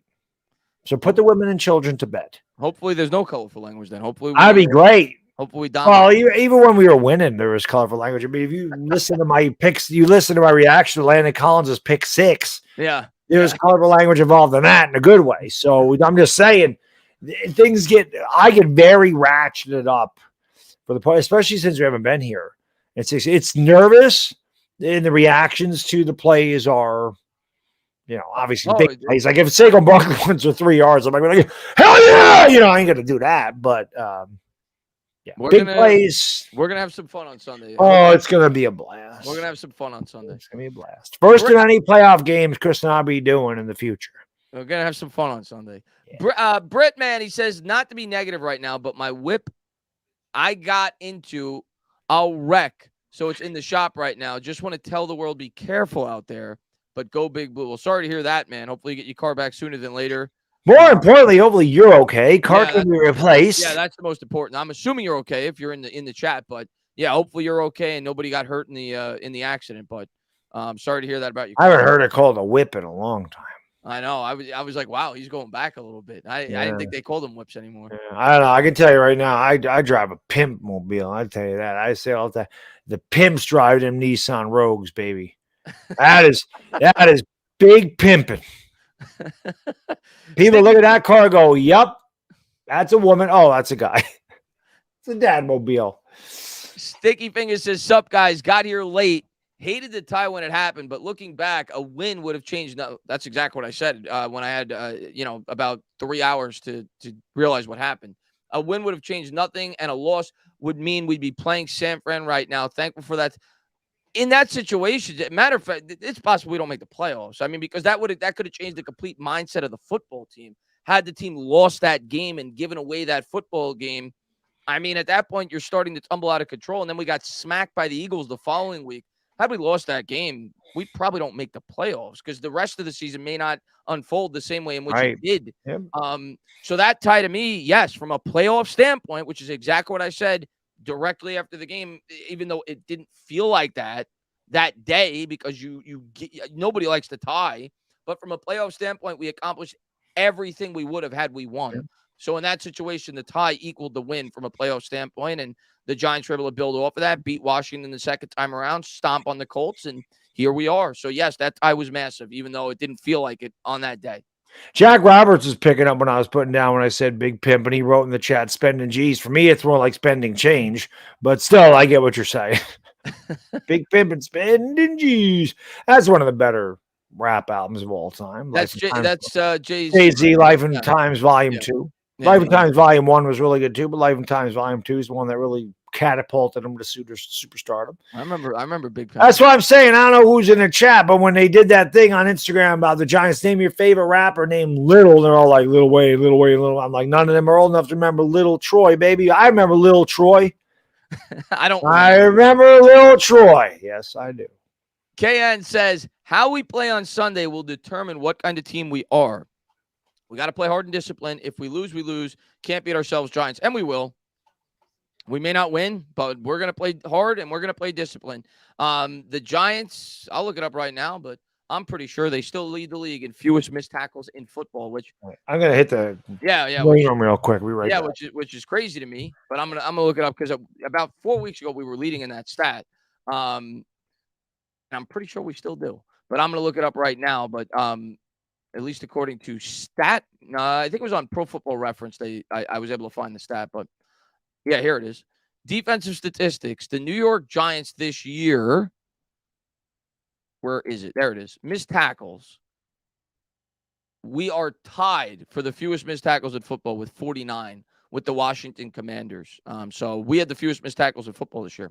So yeah, we've been pretty good. We've been pretty sound when it comes to wrapping guys up and bringing them down. And they're going to come out. They're going to give a good effort. They're going to be disciplined. And hopefully, we find a way to win the football game. Dylan, man, thank you very much, man. Wearing number 5 tomorrow. Defense will win us this game. Barkley talked about watching the Kobe videos prior to this game. Watch out. It's his time. I think Barkley's going to have a massive game. I've said that all week. I just feel like the Giants have been preparing him for this game. They didn't use him a ton in the Colts game. And obviously he sat out last week. I don't know. We'll see. But yes, I think he's going to have a massive game. Terry says DJ channels inner Kerry Collins and throws 5 touchdowns. Just win the game. I don't care if he throws 0 touchdowns. If we win the game, just win the game. But yeah, it'd be nice to see him throw 5 touchdowns. But yeah, it'd be nice to score 5 touchdowns no matter who got them. Yeah, just win the game. I love you were gone for literally like 40 seconds. Somebody in the chat says, "Where's Baddog?" Thank you for caring. If you've watched the stream, you know Baddog has to hit the rain room at least once every stream. And Big Daddy says all our stars must play great, but the key is Tibbs. He could definitely wreck a game. Just the pass rush in general, I think, is the key. But yeah, Tibbs is a big part of that. Yeah, he is. You know, with Dexter, Leo, Tibbs, Ojulari, those four guys, I think, are the biggest key to the game. I agree with you. Will J says, I'm not saying we're going to the NFC Championship game. Momentum and belief is super strong. The underdog mentality is real, and the fight this year is nothing like we've seen in years. I have no doubt, Will J, this team's going to give it everything they got. I don't know if that's going to be enough, but they're going to give it everything they got, and they're going to go out there. They're going to be well prepared, and I do think they'll beat Minnesota. After that, we'll see. But you take it one game at a time. But I do think they're going to give it everything they got. Yeah, it definitely won't be for lack of effort. Yeah. And Irish Rover says, as a Giants fan since 1970, I must say 1987 was my favorite. Living through the 70s was tough as a Giants fan. The best thing that happened to me in the 70s was I lost my virginity while listening to Meatloaf. Paradise by the dashboard light there, Irish. I don't think I was listening to any music when I lost my virginity. Yeah, I was. Well, it's not. Well, again, I'll tell you a quick story. It wasn't my virginity, but I probably told this story during the nonsense stream. What the hell? You want a little delve in a little. One of the reasons I have my nickname, 1996. I don't know. There's Marshall's department stores. I'm sure you guys know what the hell. Yeah, of course. Well, there's a girl that worked in the fitting room. And sure enough, I just decided to visit one day because, you know, it is what it is. And you go into one of the fitting rooms or the dressing room there and, you know, chicka chicka bow bow. And I always remember Soul for Real's Candy Rain playing on the through the intercom system. And somebody came in there and caught us. And needless to say, she got fired. And I just hightailed my ass all the way home. That's the song that I remember. That wasn't a virginity thing. I don't think I was listening to music when I lost my virginity, but that'll always stick out of my head because, well, you just do stupid shit when you're 20 years old, and I don't know what else to say. Fisher says, what's your favorite play from Jones and Barkley this year? All right, I'll talk about it individually. My favorite Barkley. Candy coated raindrops, not rainbows. Candy coated raindrops. That was the name of the song? Yeah, Candy Rain. Okay. Yeah. I don't know that song. You don't know that song? Oh, I can't play it because of copyright, but yeah, it was a good song. Soul for Real was the name of the group that did. It was younger guys. I'm sure if I heard it, I'd know it. But you would know it. Yeah. It was probably 1996. I'm sure if I heard it, I would know it. It's a good one. What's your favorite play from Jones and Barkley this year? My favorite play, I'll start with Barkley. I mean, he's had several incredible plays this year, but I'm going to go with the 2-point conversion for Barkley. I was fired up when he took the face mask and got in against the Tennessee Titans. It was week 1, and he's had obviously more athletic plays and more explosive plays, but that play meant so much. I think that set the tone for the season, that was symbolized the entire season. Talk about overcoming adversity. You get face masked in a must-win play to win a game, and he found a way to get in and win the football game. So I think that was my favorite individual Saquon Barkley play, and my favorite Daniel Jones play. And he's made some great throws this year. I mean, you had the Richie James throw to give Gano the chance to win. That was a great throw into a tight window. The throw against the Colts where he's falling down, and he threw a bullet. But I'm trying to think of my favorite Daniel Jones play. He's had a lot of good ones this year. Baddog, I'm gonna let you go, and I'm gonna think and try to get back. I don't know, dude. Saquon Barkley for me, sliding down the 1-yard line, great one, and preserving the win. Because to me, he made a mistake running out of bounds a couple times. That one against Jacksonville, which drove me crazy. But him sliding down at the 1-yard line and ending the game. To me, that showed unselfishness, and it showed a guy that put the team above his own. And again, in a free agent year, he took a touchdown off the board for his statistics in a free agent season. That right there says to me, this man cares about winning more than himself. He put the team ahead of himself. To me, that's a huge character builder. Yeah. And that's the thing that shows a team leading by example. This guy just put the team ahead of it. And it makes you believe in the player. And it makes you want to do things like Barkley did. That is probably my favorite Barkley play. Jones, I really liked the two-point conversion. The way he danced around and extended the play and hit Bellinger in the back of the end zone. Yeah. And again, that's fresh in my mind because it just happened. I mean, it was a long season, so there's definitely some other Daniel Jones plays out there. The 4th and 9 against Washington was really big. The 4th and 9. I'm gonna give him 2 individual drives that stand out to me with Daniel Jones. Well, the 97-yarder was a big one. The Packers one without Barkley, where he went like 95 yards. Yeah. And then that drive which included the 4th and 9 from within the drive. Mm-hmm. And probably that 4th and 9 play, now that you mention it, yeah, I think that was my favorite Daniel Jones play of the year. Mm-hmm. Because that was really the play where it was huge. Yeah, and I thought we didn't think they were going for it. We thought they were just trying to draw him offside, and they snapped. We're like, oh my God, they're really going for this. And they threw a ball to Richie James. They converted and went down and scored a touchdown. That was a huge drive. Yeah. Yeah. In the biggest game of the year for us. They had us by the time possession at that point, like 14 minutes to 1 when that drive started. And we were backed up on our own 3-yard line. It started off with a really well-designed play by Kafka to hit Bellinger on the rollout for like 20 yards. That gave him room, and then it kind of took off from there. He also hit a huge 3rd and 9 on that drive, I think, to Richie James, if I'm not mistaken. So he had a couple of huge conversions. But that 4th and 9, outside of just the play itself, which was a great throw by Jones to Richie James into a tight window, but even more so, that to me was the play that I said, and I already thought he had confidence in him. But at that point, I think for everybody that said that this coaching staff doesn't have confidence in Daniel Jones, they don't believe in Daniel, that shut them up. When they said 4th and 9, biggest game of the year, Sunday Night Football, 2nd quarter, everything's on the line. Daniel Jones, you make the play. That to me was like, okay, time to shut the hell up. They clearly believe in this quarterback. Like they said, you're going to win us this game right now. So that to me, I agree. That was my favorite Daniel Jones play of the year. And Mikey says, Baddog got that scotch. Hell yeah, brother. Let's go, Mike. Well, that was Amaretto, but we always have this. Somebody on Twitter accused me of drinking cheap scotch, which I thought was funny because I'm like, if you think that this is cheap, you don't know anything about scotch. But even if I did, if I drank Ripple, who gives a shit what I drink? But yes, I do have the scotch. Like, listen, these are for victory scotches. And remember, when we beat Indianapolis, I drank Amaretto because we were in the playoffs. The bottle that I had before last like 2 years. Look at how much of this I drank this year. And we could be down to here if I were to drink. I don't think I drank after the Texans game. I didn't feel good. So that's how much winning we did this year. It's winning tastes good.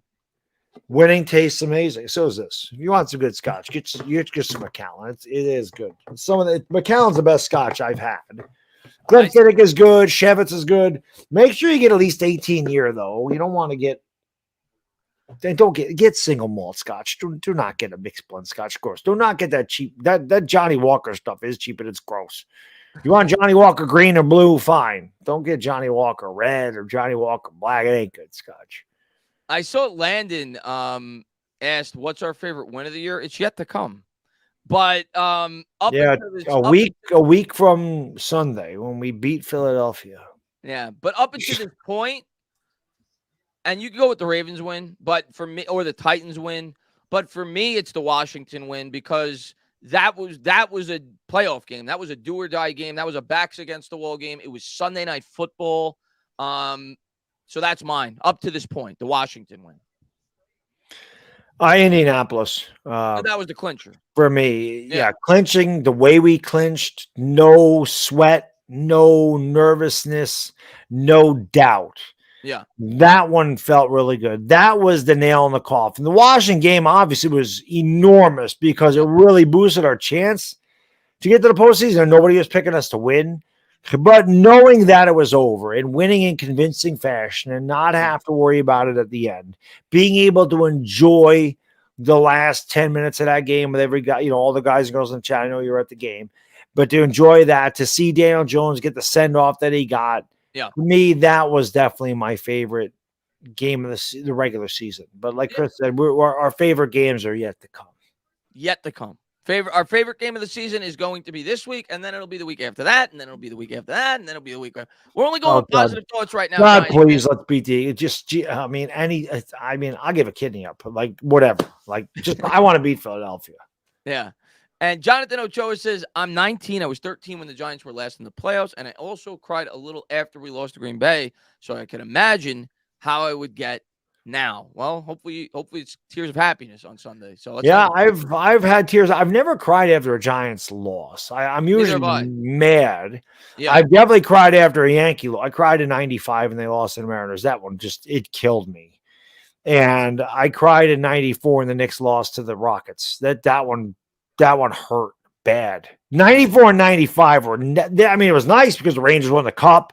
The Knicks were in the finals. The Yankees are the best record in baseball. The Yankees are in the playoffs, 95. It was good, but man, those losses were painful. I've dealt with painful Giant losses. 0-2 in San Fran, 97 against Minnesota, 89 against the Rams. Yeah. But they made me mad. Like, it's weird how the Giants lose make me mad. The Yankees and Knicks lose, it makes me sad. It's weird. I think the only time I cried was the Mets, actually, and that was 99. When Kenny Rogers walked in the winning run against the Braves, because that was such an emotional series. We were down 3-0, the Ventura walk-off grand slam to get it to 3-1. Then we win in Atlanta and make it 3-2, and it was a bit of rough. But with the Giants, when they've lost big games in my lifetime, and I hate talking about this right now, but when they've lost big games in my lifetime, I just break down. I don't cry, but I get depressed. It just like emotionally just. 2008, I was inconsolable. I didn't cry, but. Yeah, my emotions just leave my body. I didn't even want to watch the next game. Like I said, when we lost to the Eagles, I said it. This is a true story. When we lost to the Eagles on the Deshaun Jackson punt return, I was at a bar with my Giant friends, and Jets fans were, I was taunting them the entire game because we were killing the Eagles, and they were telling me all week how the Eagles were going to kill us. And then, of course, we remember what happened with Michael Vick and the Deshaun Jackson punt return. I swear to God, I turned my phone off for 3 days. I didn't turn my phone on for 3 days. And that was before, like, Twitter was a huge thing and social media. But I didn't want to receive text messages. I didn't want to receive phone calls. I just went into a ball, and I didn't want to talk football. I didn't want to think about sports for 3 days. So that's how I react when the Giants lose games. I don't cry. My emotions just leave my body. Yeah, 08, I had no emotion. Like, I was not interested in football. Yeah. I was not interested in it. And the next week, I know I rooted my ass off for Arizona to beat Philadelphia. That I know.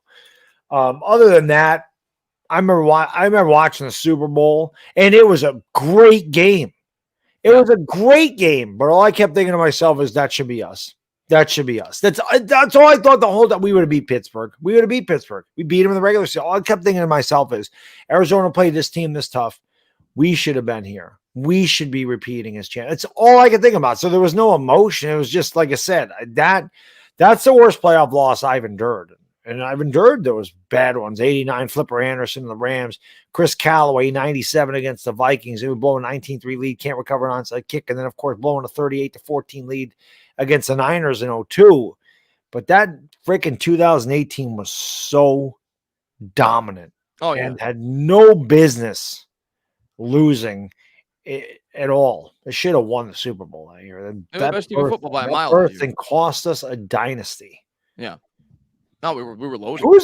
There's a lineman that's still mad about that. I don't know if it was Deal. I think it was. It might have been O'Hara. I couldn't remember if it was Deal or O'Hara, but they know that too. I think it was also the year that Kansas City offered us Tony Gonzalez for a 4th round pick, and Jerry Reese said, "No, I want a 6th round pick." Yeah, and I remember. Well, I can tell you right now, Tony Gonzalez would have helped. I remember O'Hara. I think it was O'Hara. There was an article that came out when he talked about it, and he talked about not just the impact that it had on that year's team. He talked about the impact it had on the legacy of players on that team. Right. He said, had they won that Super Bowl, it's entirely possible. Not just Burris himself would have been a Hall of Famer. It's entirely possible himself and members of that offensive line would have been Hall of Famers. And he's absolutely right. Because now you're talking back-to-back Super Bowls. That there's prestige that comes with that. That was the best offensive line in football that year. Many people touted that line as being the overall MVP that year. Remember an article came out with ESPN where they said the Giants offensive line was the MVP of the NFL that year. Well, we killed everybody. So it was a great point O'Hara brought up that it ruined they're not even thought to be Hall of Fame candidates, but they would have been had they won that Super Bowl that year. So. They should have won that Super Bowl. So that's why, even though that game wasn't really close in Philadelphia, I remember Carney missed 2 field goals in that game. We just played horror. I mean, just such a bad game. It's just, I hate Philadelphia. I already told you that. No, you've never told me that. You freaking rain on my damn parade all the time. I want to pay them back. Oh, we freaking owe them, man. I say it all the time, man. It's not even close out of every team I root for. And I love all 3 of my teams very much. The Knicks, the Mets, and the Giants. There is not a team that I hate more than the Eagles in any of the 3 sports. And it's not by a wide margin. The Eagles are my most hated team. Brett says it's a Mitsubishi Lancer, talking about his whip. But that made me laugh. Hope you feel good, Brett, and hopefully you get that car repaired soon, man. But thank you for being here, man. Yes. Photo, what's going on, buddy? He says y'all definitely have the coach of the year, so you should do well against the Vikings. I mean, listen, their coach has done a good job too. I'm not trying to discount the Vikings. He's had a really good year. They've had a really good year. But I agree. I think Dable should win coach of the year. There's several guys you could point to, Peterson being one of them. But for me, with all the injuries we've had to overcome, with the situation that he took on, yes. Brian Dable should be the coach of the year in the NFL this year. Yeah, exactly. We don't have Justin Jefferson. No. Yeah, we don't have those players. Nobody picked the Giants to do anything. The guy down in Miami could get some consideration. I mean, he had to deal with a lot of injuries and his quarterback going out, a second quarterback going out, and you could make a case for him. But Dable should win it. I don't think there's any question about it. Yeah. I think he should. KN. Vikings thin on the O-line. Rebirth of the Big Blue Rush. Let us pray. Let's get after the quarterback. John Letourneau says, Chris, I know you're young. I'm not young. Do you fully agree with Baddog about Tiki being better than Emmitt Smith? As an Eagles fan, I agree. If Dak loses, is still T10? I don't know what he means by T10. As far as top 10, is he still top 10? Top 10. All right, I'll speak on that as well. Okay, so all right, listen, I was not old enough to really judge Emmitt Smith as a player. I was 10 years old when he was at his peak, between like 7 and 10 when he was at his peak. And Emmitt Smith was thought to be like the best player in football when I was a kid. Now, I will say I know that offensive line, and it's why I have grown, because I grew up watching those Cowboys teams, those 49ers teams in the early to mid-90s, and anyone with a brain knew that, and my dad used to instill it in me, it's the line. It's the line. It's the line. The Cowboys are the best offensive line probably in the history of football during that 3 or 4 year stretch, and Emmitt Smith had the benefit of that. But I'd be lying if I said that I got to truly evaluate Emmitt Smith in the same way that I got to evaluate Tiki Barber. When I watched Tiki Barber, I was closer to being an adult. And I got to see what he brought to the table. So I'd be lying to you. I know that people are going to say Emmitt Smith. He's got the old-time rushing record. But and Tiki did run behind a good offensive line as well, but it wasn't even close to the line that Emmitt Smith ran behind. I'll tell you this. Tiki Barber is one of the best running backs I've seen. I think a lot of people, because of the way that he left off, and I understand it, Giants fans have a lot of venom towards him because of what he said. I did for a long time. I'll be the first to tell you. The things he said about Eli Manning, the things he said about Tom Coughlin. And I love Tiki. As you know, I've said it. I named my dog after Tiki. He was really the first Giant that I absolutely fell head over heels in love with. But he was a great player. He's one of probably the top 6, 7, 8 running backs I've ever seen. And there's no doubt about it. He's the greatest Giants running back of all time. Hopefully Saquon Barkley eventually surpasses him, but he's got a long way to go. Barber was I think he said it in the last stream. He was first in overall scrimmage yards for 2 straight years with the New York Giants. He had 3 straight years, I think, of over 2,500 scrimmage yards, if I'm not mistaken. Somewhere around there. And he rushed for 3,500 yards last year. Emmitt Smith never had a year where he rushed for 1,800 yards. Tiki did. Yeah. Tiki Barber, like I said, became a starter in 2000. He retired in 2006. The man had 10,400 yards rushing and over 5,500 yards receiving. He had 16,000 scrimmage yards in 7 years as a starter. He was incredible. I went off in that stream. They thought that Louis T thought I was bullshitting at first. He goes, "Oh my God, you're serious," and then he muted me. Because I'm like, you don't take into consideration everything. I do, and it prompted me. I go, you know what? I think the next damn jersey I'm getting is a freaking Tiki Barber jersey. He was the first jersey I ever bought. I think I'm getting a Tiki Barber jersey. But I think I'm talking myself into it because he is so disrespected. It's not even funny because of the way he unceremoniously left the Giants. Easy for me to say. And to be fair, and he was incredible. He only had like 3, maybe 4 Hall of Fame years because he had the fumbling problems. And then Coughlin came, and he was kind of a platoon back until about 2001, 2002. And then Coughlin came, and he got the fumbling on, and then he was the best back. For that 3 or 4 year stretch, he was arguably the best running back in football. Now, of course, there's some other great running backs during that stretch. You had LaDainian Tomlinson. You had Priest Holmes. There was some Sean Alexander. There was some great running – Brian Westbrook. There were some great running backs, but for that 3 or 4 year stretch, he was up there with anybody. He was incredible. He was a great player. So here, I'm just going to give you some fumble numbers, okay? 7, 8, 4, 4, 7, 5, 6, 5. There's a few fumbles, right? Well, I'm assuming that's Emmett. That's Emmitt Smith. Yeah. Now, is that lost? Is that lost fumbles or is that just fumbles? It's just fumbles. Okay. And I can tell you, I know Tiki had a couple where it was like 9. But I'm going to tell you. Tiki's fumble. Yeah, Tiki had 4 years in a row where he fumbled a lot. He had 9 fumbles 3 out of 4 years. I'm going to look this up to make sure, but I'm going to tell you the most amazing stat that goes so overlooked when it comes to Saquon Barkley. Saquon Barkley, throughout his career, has 954 carries. He's got 247 receptions. So that's, 1,200 touches in the NFL. Saquon Barkley's lost 1 fumble in his entire career. Yeah, it's pretty amazing. He's lost 1 fumble. Nobody ever talks about that because you just take it for granted. And if I recall, Baddog, that fumble wasn't even on him. I think it was the first play of his second season. I think it was like a misread pitch or something. Right. If I recall. 1 fumble in his entire career. Tiki Barber started in 2000. Here's his scrimmage yards. 1725, 1442 in 2001. He only started 9 games in 2001. He had 1,442 scrimmage yards. 1984, 1677, 2096, which he led the league, 2,390, which he led the league, and 2127. So 3 straight years, the man was over 2,000 yards from scrimmage. He ran for over 1,500 yards. These are the last 3 years of the man's career. From 2002, here's his from 2002, 1,387 rushing yards, 1,216, 1,518, 1,860, 1,662. The man averaged half a yard a carry more than Emmitt Smith in his entire career, had 1,600 more receiving yards than Emmitt Smith, and Emmitt Smith carried the ball. How many more? He played twice as long as Tiki Barber did. Yeah. Tiki Barber was a better freaking running back. I don't give a damn. He was better. He was a better running back. Better. I'm going to now answer the second part of his question. Screw Emmitt Smith. How about that? I'm going to answer the second part of his question. Is Dak Prescott a top 10 quarterback?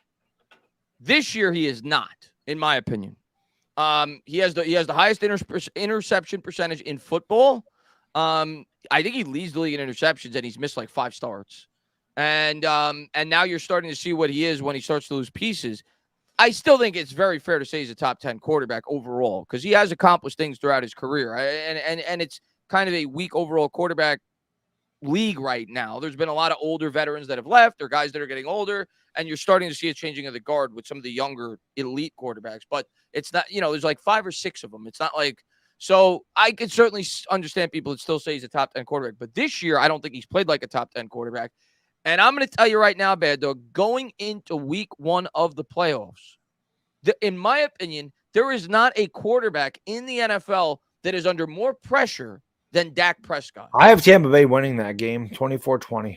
Because I'm going to tell you what, Dak Prescott has 1 playoff win throughout his entire career. I think he's 1-4, maybe 1-3. He's got 1 playoff win throughout his entire career. And that Dallas team, he's already lost his best opportunity to win a Super Bowl because they're starting to lose pieces. And he got paid, and Zeke got paid. He got paid, and that team, I think, is only going to continue to lose pieces. They're not going to be able to gain it because Dak's contract hasn't completely kicked in yet because they backloaded the hell out of it. Which means it's going to be tough to sign CeeDee Lamb when that comes around. So if Dak doesn't win a playoff game this year, and he doesn't win a couple of playoff he's games, not going to win. Tom Brady's going to win. You never bet against Tom Brady. Dak is under a lot of pressure, in my opinion, especially the way that he played down the stretch. He could be in big trouble if he loses. People are going to come down on him if he loses that first-round playoff game against the Bucs, especially with the way that he's choked throughout his career. And I think most people would agree Dallas has the better team, regardless of where the game's being played. Tampa Bay was 8-9 this year. So he's under a lot of pressure. If he's still in the top 10, I think he's on his way out. I'm trying to think. I mean, Burrow, Mahomes, Herbert, Allen, Lawrence, you're going to put him in there? Lawrence. There's another guy.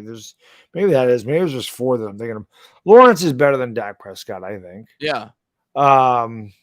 Hurts is. I mean, it's tough. Like if these guys just have one breakout year, they've had a better year than Dak, but it's hard to just say, "Oh, the guy just sucks" because he had one bad year. Yeah. I'm trying to think of who else. I still think Dak is a top 10 guy. I still think he's a top 10. He hasn't had a top 10 year. Yeah. But I still think he's. Well, let's see. All right, let's go over totality, not just a singular year. Josh Allen's better. Yeah, Josh Allen, Justin Burrow. Herbert, Burrow. I'm going to go by division. Mahomes. That's two. Are you going to say Lamar Jackson? I would, personally, even though he's been banged up. It's close. It's close. We said Trevor Lawrence. Again, man, he's only been in the league 2 years. It's hard for me to. I mean, I would take him over Dak Prescott. I think he's better. I know he hasn't been in the league long. I'm basing it off of talent. I think he's better. Oh, he's more talented. I could certainly understand somebody saying Dak based off of what he's done throughout his career. Mahomes, that's 4 for me at least. Herbert. I mean, if you're going to go based off career and you're not just taking it off of 1 year, if that's the measuring stick for you, you got to have Russell Wilson over Dak. As bad as Russell Wilson was this year. If you're going based off career and not just a singular year, you got to have Russell Wilson over Dak. Yeah, but I'm saying Dak has had but Russell, he really Russell sucks. He sucks. Dak just turned the ball over a lot. I don't think Dak sucks. I think Dak's just turning the ball over a lot. Yeah. So, okay. So we got 5. You're going to say Hurts or no? I mean, I would take Hurts over Dak at this point in their careers, but I can't say Hurts is better than Dak. Hurts had a great year, okay, but last year he was awful. So Hurts is. I think what happens eventually, Dak is going to come down. Here's what I'm going to say. Call it a hot take. This year, Jones has been better than him.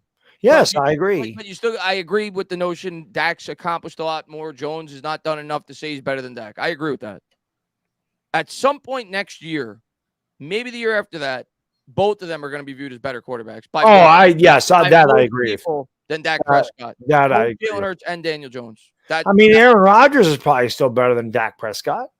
I definitely is. I mean, I don't know. Tom Brady. I'd probably still take Brady over Dak. I wouldn't take Russell Wilson over. I mean, I don't think Garoppolo is better than Dak Prescott. Matt Stafford's better than Dak Prescott is. So you still have Dak in your top 10. I think Dak's about 10th. I put him. He's right around 9th to 11th. He's probably somewhere in there for me. I put him. I can't say Dak. He also threw 22 touchdowns. It's not like he, And I don't like Dak Prescott. I hate the Cowboys. But I have Dak. I'll put him in the tier. Deshaun Watson's a good one. I mean, I know he's had issues, but yes, I think Deshaun Watson's better than Dak Prescott. Yes. Cousins, Dak. Nah, Dak's better than Cousins. I'm putting them all in the same tier. You want to say he's a little bit better? Oh. Cousins, Dak, Carr.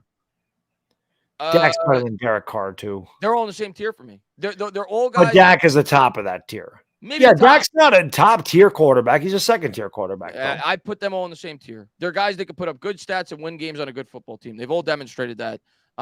Cousins has put up great stats. Look at his numbers. He's put up great stats throughout the course of his career.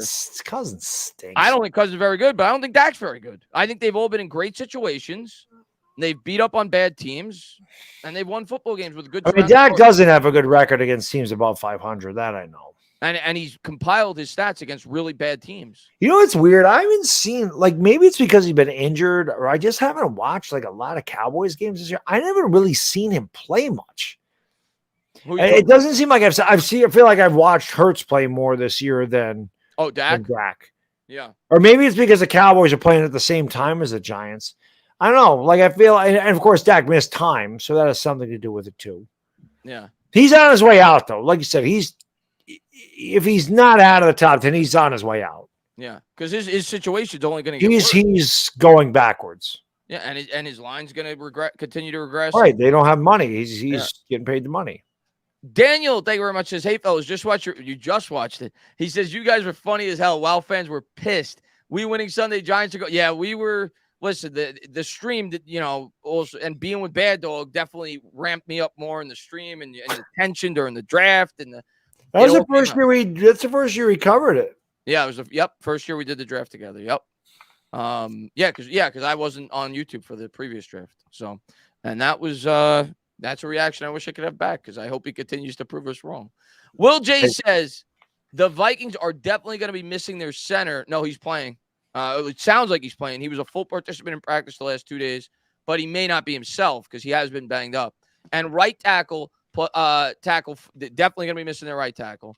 4+ sacks is a thing. Our front four is one of the. I do think we could get pressure on Kirk Cousins. I don't know how many sacks. We're going to get a lot of pressures. Maybe we get some batted balls. We create some turnovers. But yeah, their starting center is going to play, but who knows how limited he may be.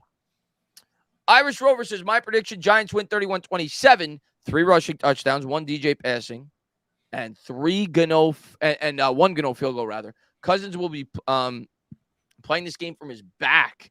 Defense will have 3 sacks, 2 picks, and 1. So he says defense winning this game. I think Irish Rover, I think if we get 3 turnovers, I don't think Minnesota's getting 27 points. Yeah, I think if we can get 3 sacks and 3 turnovers, I think we're going to win by more than 1 score. Double digits, yeah. If we get 3 turnovers, I think it would be close to 31-21. If I hope you're right, but I agree, Irish. I think the defense is going to show out in this one. I do because I saw Dallas kill that man. They sacked him 9 times. I watched Philadelphia kill that man. The Giants can do the same thing. I think we can. Yep. Killian says, hey, lad, so glad I finally moved to America. Oh, you moved. That's awesome, man. So I could really be around the hype for this team and finally feel like I'm closer to the team. Go G-Men. Well, that's a hell of a move, man. Yeah, welcome to the States. Welcome to the Continental 50. What state did we go to, Killian? Yeah, where'd you move? New York? Probably New York. I feel like a lot of people they moved to New York. Yeah. Brian Porter, that's why my answers came to New York, obviously. Yeah. There you go. Brian Porter says, hey, guys, how y'all holding up? Tired?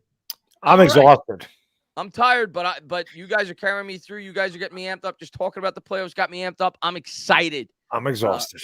I'm exhausted, on fumes. Excited. What?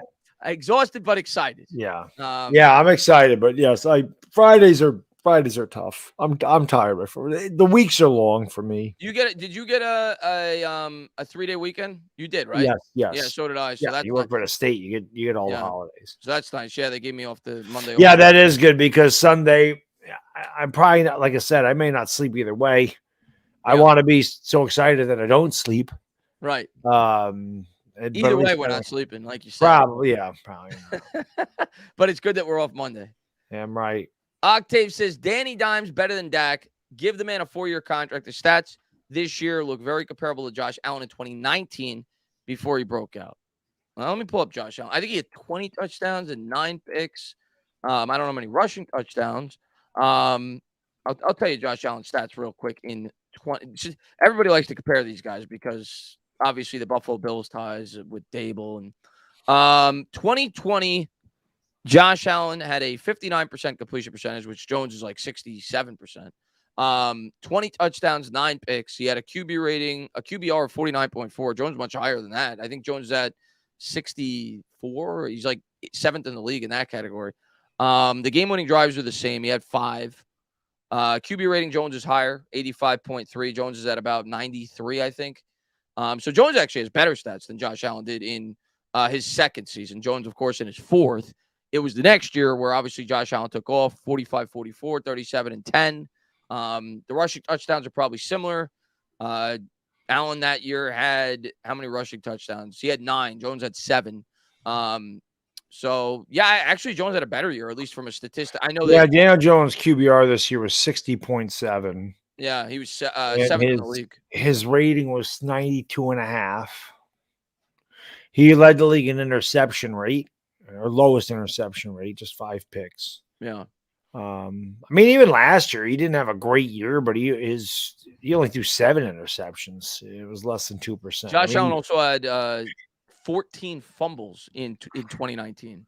So yeah, Daniel Jones didn't have many. In the one fumble that he had, one of the fumbles he had was he fumbled 6 times this year. One of them, was a Hail Mary. I remember that, but his fumbles have gone down each year. So, and he played, more games than he ever has in his career this year. So I'm not telling you he's going to have a Josh Allen jump next year. That's asking a lot. I just think he only played 16 games. He played 17. Jones didn't play the last game. Oh, yeah, duh. Yeah, he sat out against the Eagles. Yeah. I'm like, he wasn't ever hurt. Yeah. Harry Adams says, good evening, Chris and Baddog. Excited about this Sunday. Let's go, G-Men. I'm hyped.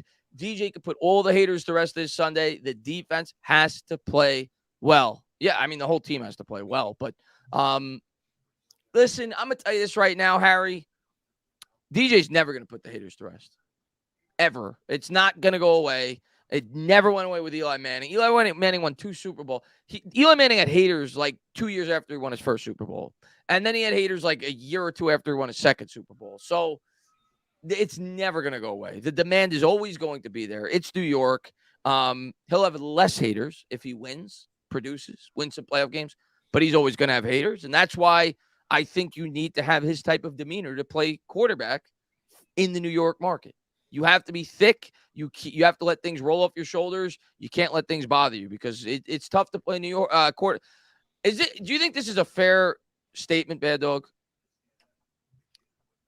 Is the quarterback for the New York Giants the hardest position to play in all sports, in all 4 major sports?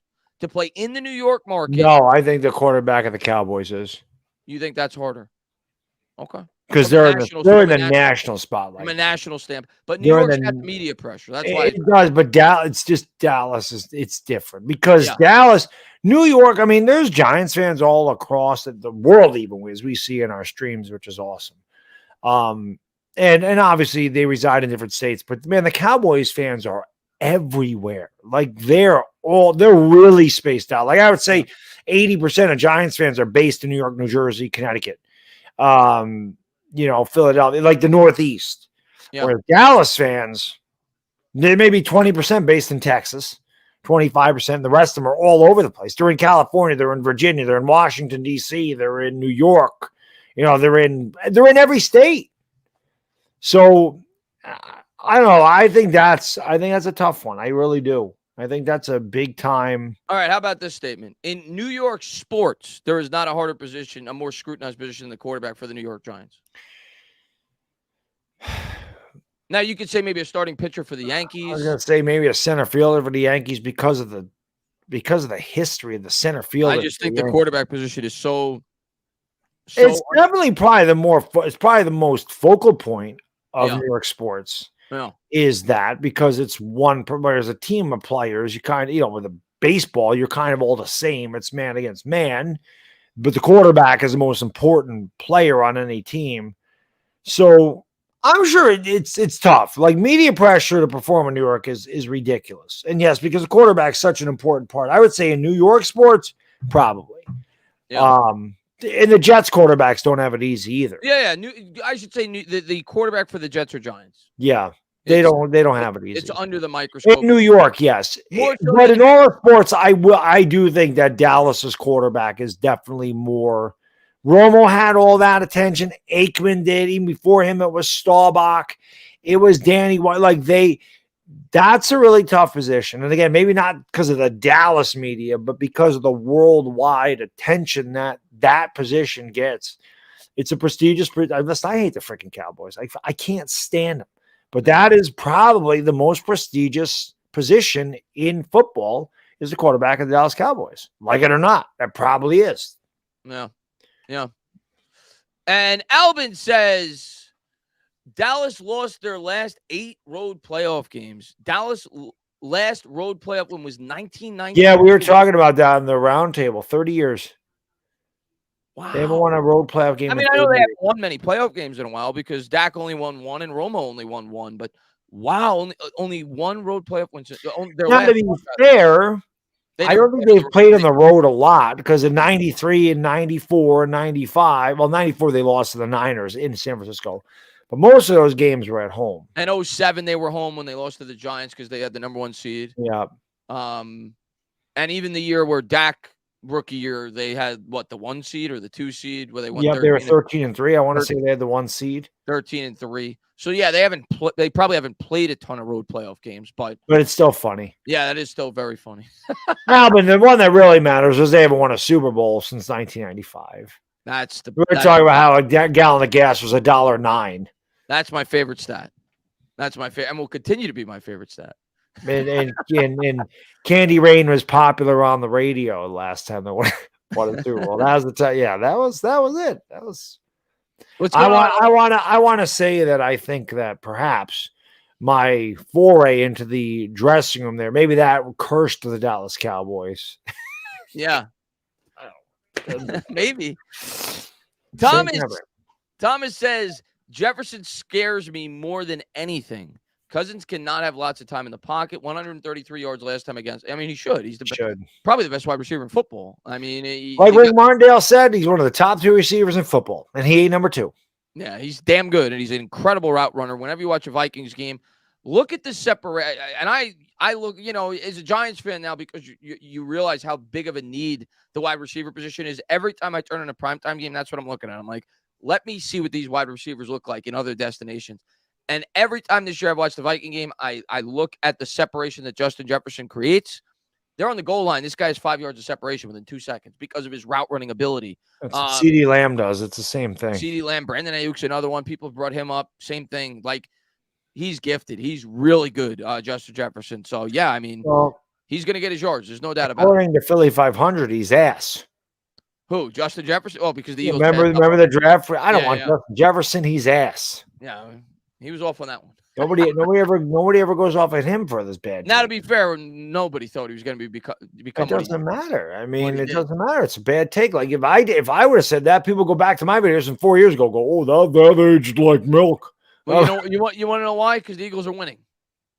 Well, that's true. The Eagles are winning. When the Giants are losing, people look to complain, right? When the Giants are losing, they still do it anyway. They go back. Like, I've had people go back to my reaction when they drafted Jalen Hurts, like, oh, you're not laughing now. I'm like, you really went back 3 years into my videos for 3 years? Do you have anything better to do?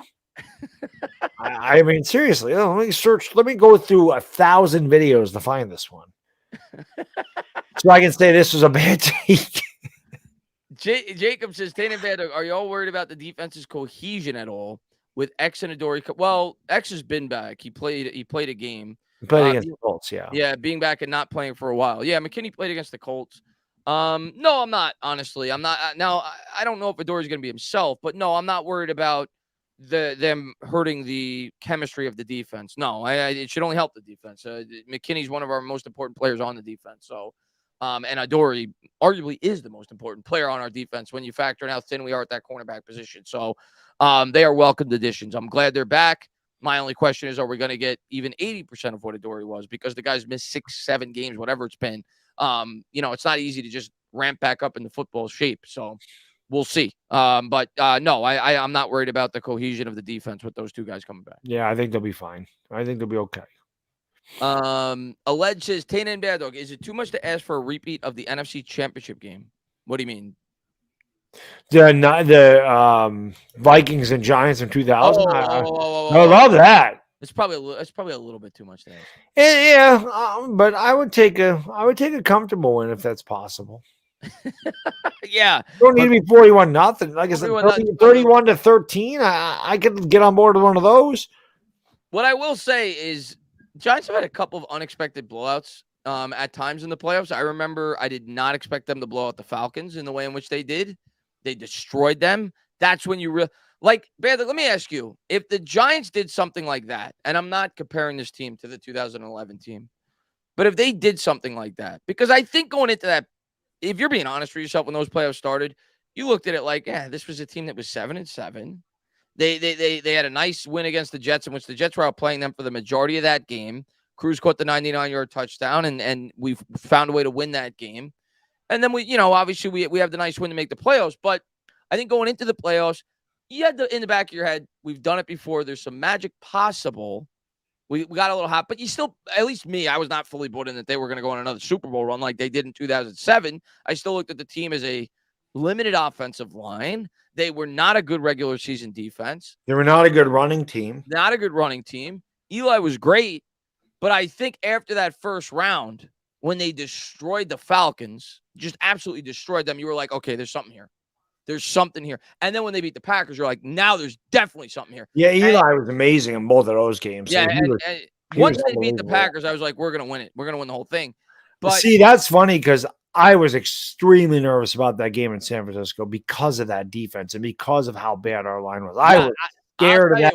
Once they beat the Packers, I was all in. I thought they were going to win the Super Bowl. I was scared of that Niners. When they beat the Niners, I'm like, they're beating the Patriots.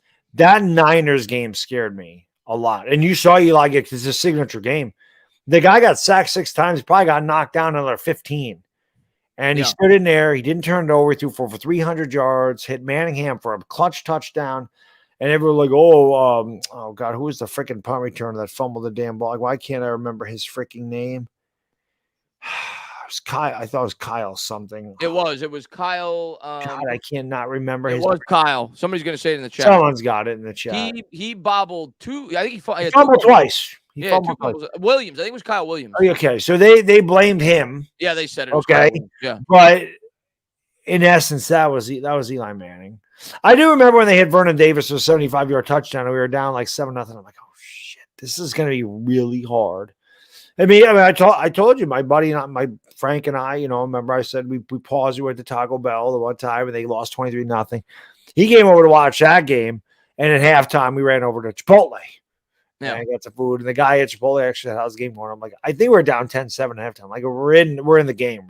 We're down 10-7. We were nervous, and I just remember I didn't see the fumble in overtime, and initially, my buddy saw it right away. He's like, "We're going to Super Bowl." I'm like, what are you talking about? He's like, "That's our ball. That's our ball." And somehow I missed it. I'm like, "Oh, But then I still wanted him to make that damn field goal. Oh yeah, I didn't know it until he made it. He saw it right away that he saw that fumble.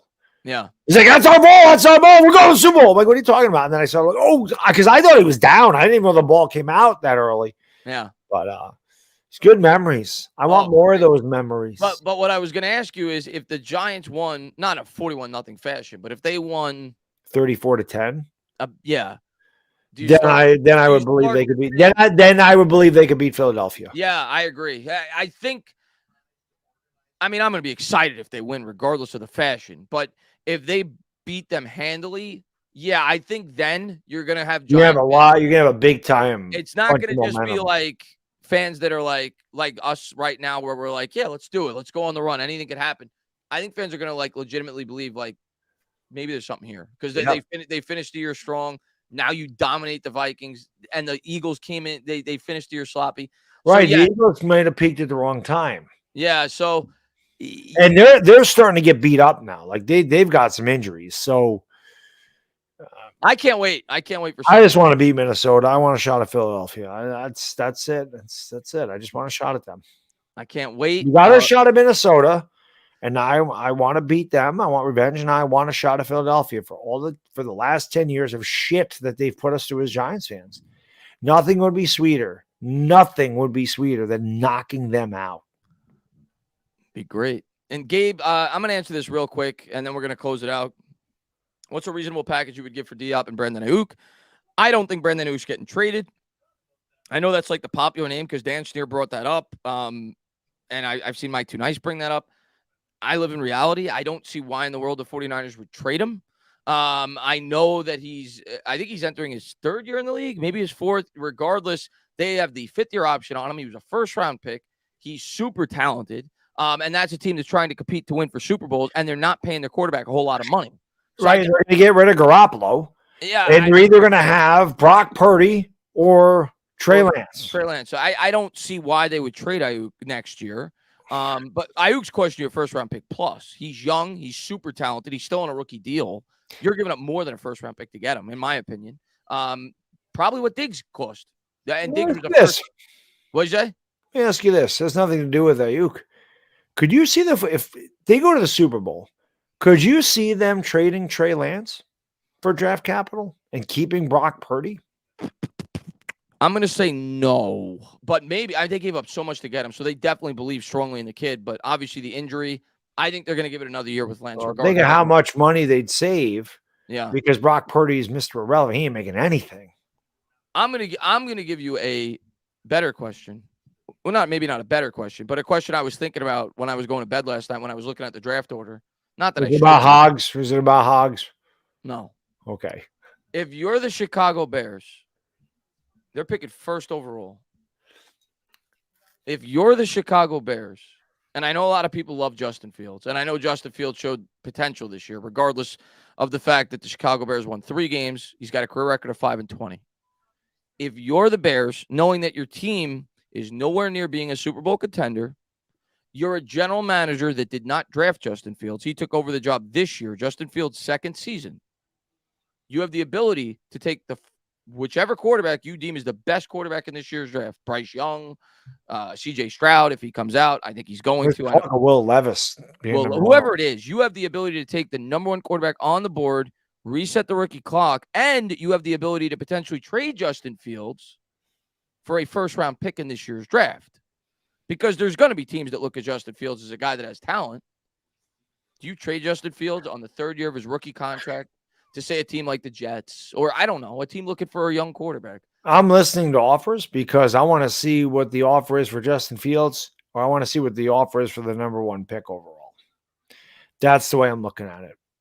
Because there's going to be, the Texans want to take in a quarterback. So if there's a team that wants to jump up from like number 6 overall or 7, and they want to give up 3 first-round picks or 2 firsts and 2 seconds, and you can't get that for Justin Fields, you might say, well, you know what? I'm going to build around Justin Fields with 2 firsts and 2 seconds. So you go either way. Yeah, they're in the driver's seat. They really are. They can do whatever they choose. Me personally, I don't think Justin Fields, and again, but listen, I'm probably going to be wrong. He's probably going to come out and be MVP next year because I said this is Jalen Hurts. I don't think Justin Fields is a great passing quarterback. He's a great athlete, and he can run like nobody's business. Yeah. And that's where he's dangerous. But I don't know, man. I just don't know how good of a quarterback he would be. But Jalen Hurts developed into something I couldn't see him developing into in his 3rd year. And Daniel Jones has developed into something that I didn't see him developing it, not passing-wise, but like mentally. Yeah. So I don't know. I just look at it like if I'm do they really think that Bryce Young is that? I guess it would depend if they think Bryce Young is that much better. I look at it like if I'm Poles, I never drafted Fields, and he's going to speak highly of Fields, whether or not he wants to push forward with him or not, because you don't want to hurt his trade value.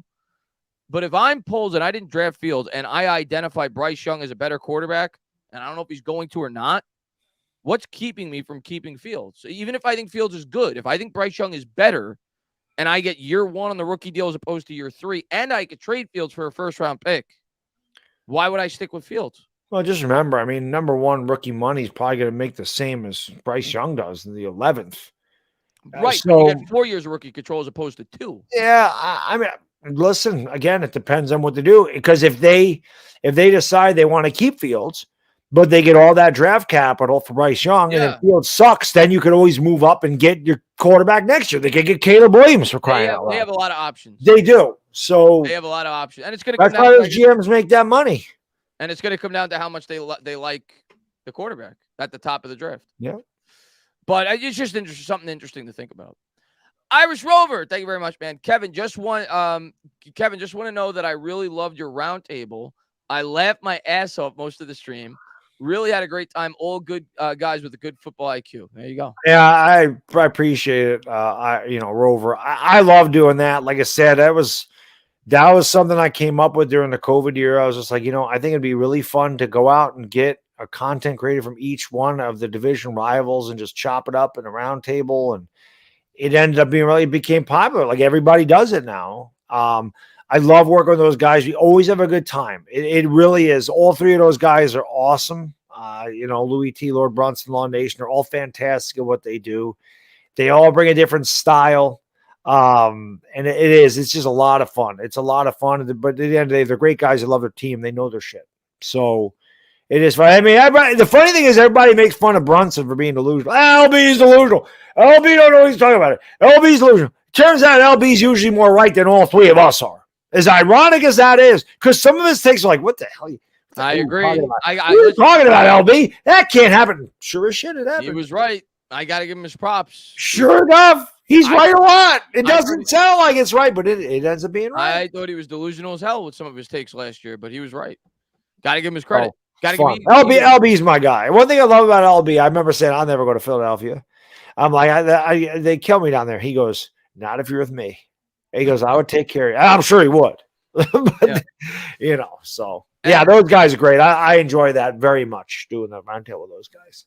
Deleted said, did anyone else put money on the Giants? I did not. What's the I'm curious, what's the odds? I thought somebody said it was. I'm gonna look it up right now. Now. Okay, you look it up. I'm curious, and then we're gonna call it a stream. NFL Super Bowl odds. By the way, did you see the list? The guy in ESPN, what's his name? The former quarterback. He was Orlovsky. Did he was 8th, right? Yeah, he ranked really 7th because he had Lamar Jackson on his list, who isn't playing in the playoffs. So he basically couldn't really argue. I saw it on Instagram. I didn't think it was that bad from what I remember. Yeah. I think I'll read you the list right now, actually. I was looking at it. I was actually going to show it on Patricia Trainer's stream. This is his list. This is I thought it was fair from what I remember. This is not based on like overall ranking. It's based on how he feels they're playing going into the playoffs. Pat Mahomes won. Yeah. I actually think you could argue Burrow won. I think Mahomes is better than Burrow, but going into the playoffs, Burrow's been playing out of his mind, but so is Mahomes. So I think you could argue either way. But Mahomes won, Burrow 2, Allen. Cincinnati's going to a Super Bowl. Cincinnati's been playing out of their minds. But Mahomes, Burrow, Allen, that's his top 3. Then he's got Hurts 4, which can't argue. Yeah, but he's not playing well going in. But for the year, he's the MVP candidate. Yeah, I can't argue. Herbert 5. Lamar, take Lamar out because Trevor Lawrence has to be there. He's got Brady 7, but I'm jumping him to 6 because Lamar's not playing. But you got to respect Brady in the playoffs, so I get it. And then he's got Jones 7. Then he's got Lawrence 8. Then he's got Geno 9. He's got Cousins 10. He's got Dak 11. He's got the Miami guy last, obviously. He's got Brock Purdy and then Skylar Thompson.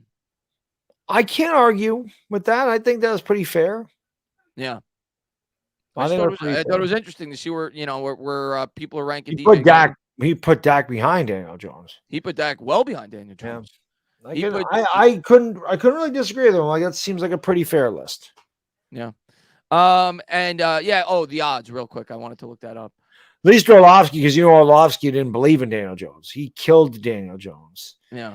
And at least he didn't put Skylar Thompson ahead of him. Yeah, so you want to talk about a stinker of a game coming up. Right now, out of the 14 teams in the NFL playoffs, at least according to this, I don't know if Miami's got to be the longest shot. Actually, the Seahawks are the longest shot. Probably because they're playing San Fran, but I would make Miami the longest shot because of Skylar Thompson. Buffalo is going to wipe them out. Yeah, they're second longest shot. Seahawks are 85-1. Dolphins are 65-1. Then you got the Giants at 55-1. The Ravens are 37-1, which I don't know if I agree with that because Lamar, and they're playing Cincinnati. Yeah, the Jaguars. Think about the gauntlet they'd have to go through in the AFC to get there. Yeah, the Jaguars are actually longer odds than them. They're 48-1, but the Giants are the third longest odds at 55-1, at least according to this. I don't know if it's since changed. I'm surprised the Giants are longer than the Jags. Yeah, because I don't think the NFC is as tough as the AFC. I agree with you. I guess they're buying a little bit more into the way that Lawrence is playing down the stretch, and the Jaguars have a pretty good defense. But yeah, I agree with you. That's too hard of a gauntlet to go through. The favorite is the Eagles. Or no, maybe this was his favorite bet. The favorite is the Chiefs. It was his 4th favorite bet, but they're the favorite. Or the Eagles like 6-1, 7-1. Chiefs are 3.3-1. The Eagles are what, like 7-1? Eagles are 5-1. San Fran 4-1. You've got San Fran at 5-1. You got the Bills at 4.2-1. You've got the Bengals at 7.5-1. You got that'd be my pick. 7.5 the Bengals. I like that. You got the Chargers at 21-1. And then it's a bunch of long. I don't bet on the Giants because I lose when I bet, and I don't want to lose. Yeah, those are pretty good odds though. 55-1 in a week NFC. You never know. Take a shot. You never know. Throw $100 on it, win $5,500. That's pretty good. But guys, thank you to everybody for being here. Appreciate all you guys. Thank you guys for the support.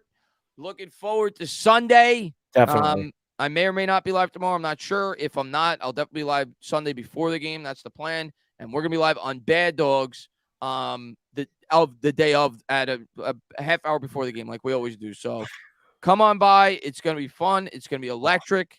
And hopefully the New York Giants pull out a win as we get ready for either the Eagles, the Cowboys, or the Bucs, whoever it may be. But thank you to everybody. Appreciate all you guys. Let's go New York Giants. You guys are the best. Bad Dog, close it out. Yeah, I've been saying it for 4 years, 5 years on this channel, on the show, rather. I don't know how many episodes we're in, probably well over 200.